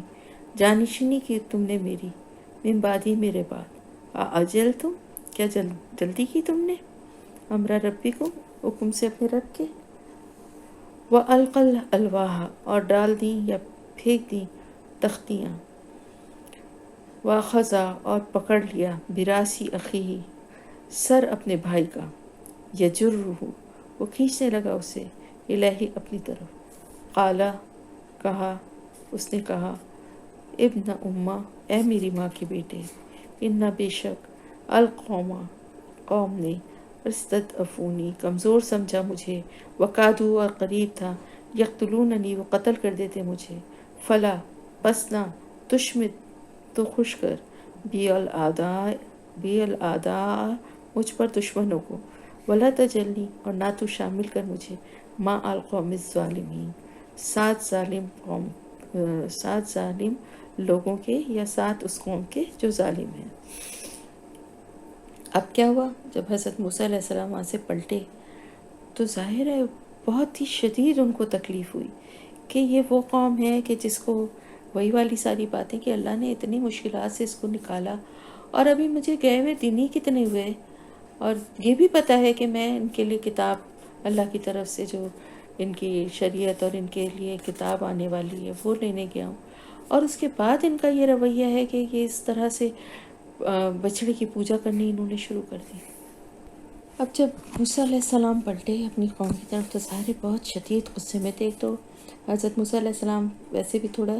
غصے میں جلدی آ جاتے تھے، غصے والے تھے، اور پھر یہ تو بات ہی اتنی بڑی تھی، اور اللہ تعالیٰ کی طرف سے ان کو وہاں کوہ طور پر ہی آگاہ کر دیا گیا تھا کہ تمہاری قوم جو ہے وہ تمہارے پیچھے ایک فتنے میں مبتلا ہو گئی ہے، لیکن اتنا ان کو اندازہ نہیں تھا۔ اور وہ جب افسوس اور غصہ جو تھا، غضبان، یعنی بہت ہی، غضب جو ہوتا ہے نا وہ غصہ ہوتا ہے، اور جیسے رحم ہے، لیکن اس کو جب بہت زیادہ ایکسٹریمسٹ اس پہ جاتے ہیں تو رحمان ہوتا ہے نا، اسی طرح غضب کی ایکسٹریم بتائیے کہ انتہائی غصے میں تھے، غضبان، بہت غصے میں، اسفا، اور ساتھ ہی افسوس بھی، دکھ بھی تھا نا، اپنی قوم کی حالت دیکھ کے پیغمبر کو کتنی تکلیف ہوگی کہ ان کو اتنی نصیحتیں اور اتنا سب کچھ سمجھایا جا رہا ہے، بتایا جا رہا ہے، اور ان کے ایمان کی یہ حالت ہے کہ فوراً ہی یہ تو کچھ ہی دنوں کے لیے اگر ان کو چھوڑ کے گئے تو یہ اس طرح گمراہی کے راستے پر آ گئے۔ اب انہوں نے کہا کہ کتنی بری جانشینی کی ہے تم نے میرے بعد، زیادہ گمان، غالب گمان یہ ہے کہ اپنے بھائی سے کہا، لیکن ایک یہ بھی مفسرین کی رائے کہ ایک جنرل انہوں نے اپنی قوم سے بھی کہا، لیکن جانشین تو کیونکہ بھائی کو بنا کر گئے تھے تو زیادہ اندازہ یہی ہے کہ بھائی سے انہوں نے کہا کہ میرے جانے کے بعد تم نے کیا جانشینی کی، کتنی بری جانشینی کی تم نے، یہ تمہیں میں کہہ کر گیا تھا، کیا جلدی کی تم نے حکم سے اپنے رب کی، یعنی کیا اللہ کا حکم جو ہے وہ آنے والا تھا، اس سے پہلے یہ جلدی کیوں کی تم لوگوں نے؟ اللہ تعالیٰ کا تو حکم آنے والا تھا، اللہ کے ہی احکامات کو لینے کے لیے تو گئے تھے نا، تو اتنا بھی تم انتظار نہیں کر سکے۔ وہ القل الواح، اور انہوں نے تختیاں پھینک دی، یعنی غصے میں انہوں نے ایک طرف ڈال دی تختیاں کہ میں ان کے لیے یہ سب لے کر آیا ہوں اور ان کا یہ حال ہے. اور پھر مارے غصے کے انہوں نے اپنے بھائی کے سر کے بال پکڑ کر کھینچنے لگے. کیونکہ ظاہر ہے ایک تو اس لیے بھی کہ ان کو ذمہ دار بنا کر گئے تھے، جانشین بنا کر گئے تھے، دوسری یہ کہ اپنوں پر ہی انسان کا زیادہ زور چڑھتا ہے. تو انہوں نے اپنے بھائی کے بال کھینچنا شروع کیے. اور یہ ساری باتوں کی وجہ سے کہ تم کو یہ جب جانشینی دی گئی تھی تو میرے بعد تم نے ان کو کیوں نہیں روکا، کیوں نہیں ان کو کنٹرول کیا، ایسے کام ان کو کیوں کرنے دیے. تو انہوں نے اس کے جواب میں کہا کہ اے ابن کا مطلب ہے اے میری ماں کے بیٹے. انہوں نے ان کے غصے کو دیکھتے ہوئے ایسے انداز سے اس طرح سے ان کو مخاطب کیا کہ جس سے ان کے دل میں رحم اور نرمی آ جائے کہ میری ماں کے بیٹے، یعنی ماں کا بیچ میں پہلے نام لیا کہ جس سے ان کے دل میں تھوڑی نرمی آ جائے. ایک ایسا ریفرنس، ایک ایسے انداز سے ان سے بات کی کہ بھائی بھی کہہ سکتے تھے لیکن میری ماں کے بیٹے، کہ ماں کو بیچ میں لائے کہ جس سے ان کو تھوڑے نرم ہوں. اور پھر کہا کہ بے شک ان لوگوں نے، یعنی اس قوم نے مجھے کمزور سمجھا تھا، یعنی میں نے تو ان کو روکنے کی پوری کوشش کی تھی اور حضرت ہارون علیہ السلام نے واقعی کوشش کی تھی. آگے جب ہم یہ واقعہ اور صورتوں میں پڑھیں گے تو اس کی ڈیٹیل بھی آئے گی اور اس میں اور بھی باتیں پتہ چلیں گی. تو میں بھی ظاہر ہے جو ان آیات میں جتنا کچھ یہ قصہ بتایا گیا صرف اسی کی تفصیل آپ کو بتا رہی ہوں. بچڑے کے بنانے کی بھی جو تفصیل ہے وہ بھی آگے انشاءاللہ تعالی جب ہم پڑھیں گے تو بتاؤں گی. تو یہاں پر انہوں نے یہی کہا کہ اس قوم نے تو مجھے کمزور سمجھ لیا تھا، اکیلا سمجھ لیا تھا، یعنی حضرت موسیٰ علیہ السلام کے جانے کے بعد، اور قریب تھا کہ مجھے قتل کر دیں. یعنی میں ان کو روک رہا تھا تو وہ بعض تو کیا تھے اس چیز پہ، وہ بلکہ ان کو اس چیز پہ آمادہ ہو گئے تھے کہ ان کو ہی مار دو. کیونکہ بنی اسرائیل کا جیسا کہ بعد میں بھی آپ نے دیکھا اور پڑھتے ہیں ہم کہ پیغمبروں کی نہ صرف یہ کہ تکذیب کرتے تھے بلکہ ان کو قتل بھی کر دیتے تھے، اور اس میں کوئی برا یا کوئی وہ نہیں سمجھتے تھے بلکہ اس پہ بڑا فخر محسوس کرتے تھے. تو انہوں نے کہا کہ قریب تھا کہ وہ مجھے قتل ہی کر دیں، یعنی میرے روکنے پہ اتنے وہ غصے میں تھے، بعض تو وہ نہیں آتے بلکہ مجھے قتل ہی کر دیتے. تو تم مجھ پر دشمنوں کو ہنسنے کا موقع نہ دے، یعنی تم میری یہ جو حالت بنا رہا ہے اور جس طرح سے میرے ساتھ پیش آ رہا ہے، اس سے تو یہ دشمن اور خوش ہوں گے اور ہنسیں گے کہ ان کے بجائے تو مجھے ذمہ دار ٹھہرا کے میرے ساتھ اس طرح کا سلوک کر رہا ہے، میرے بال کھینچ رہا ہے. تو میرا اس میں کوئی قصور نہیں ہے. پھر اللہ تعالیٰ کی طرف سے بھی ان کی برات جو ہے وہ ظاہر ہو گئی تھی اللہ نے. تو انہوں نے اور ساتھ ہی انہوں نے کہا وَلَا تَجْعَلْنِي مَعَ الْقَوْمِ الظَّالِمِينَ، اور مجھے ظالم قوم کے ساتھ، ان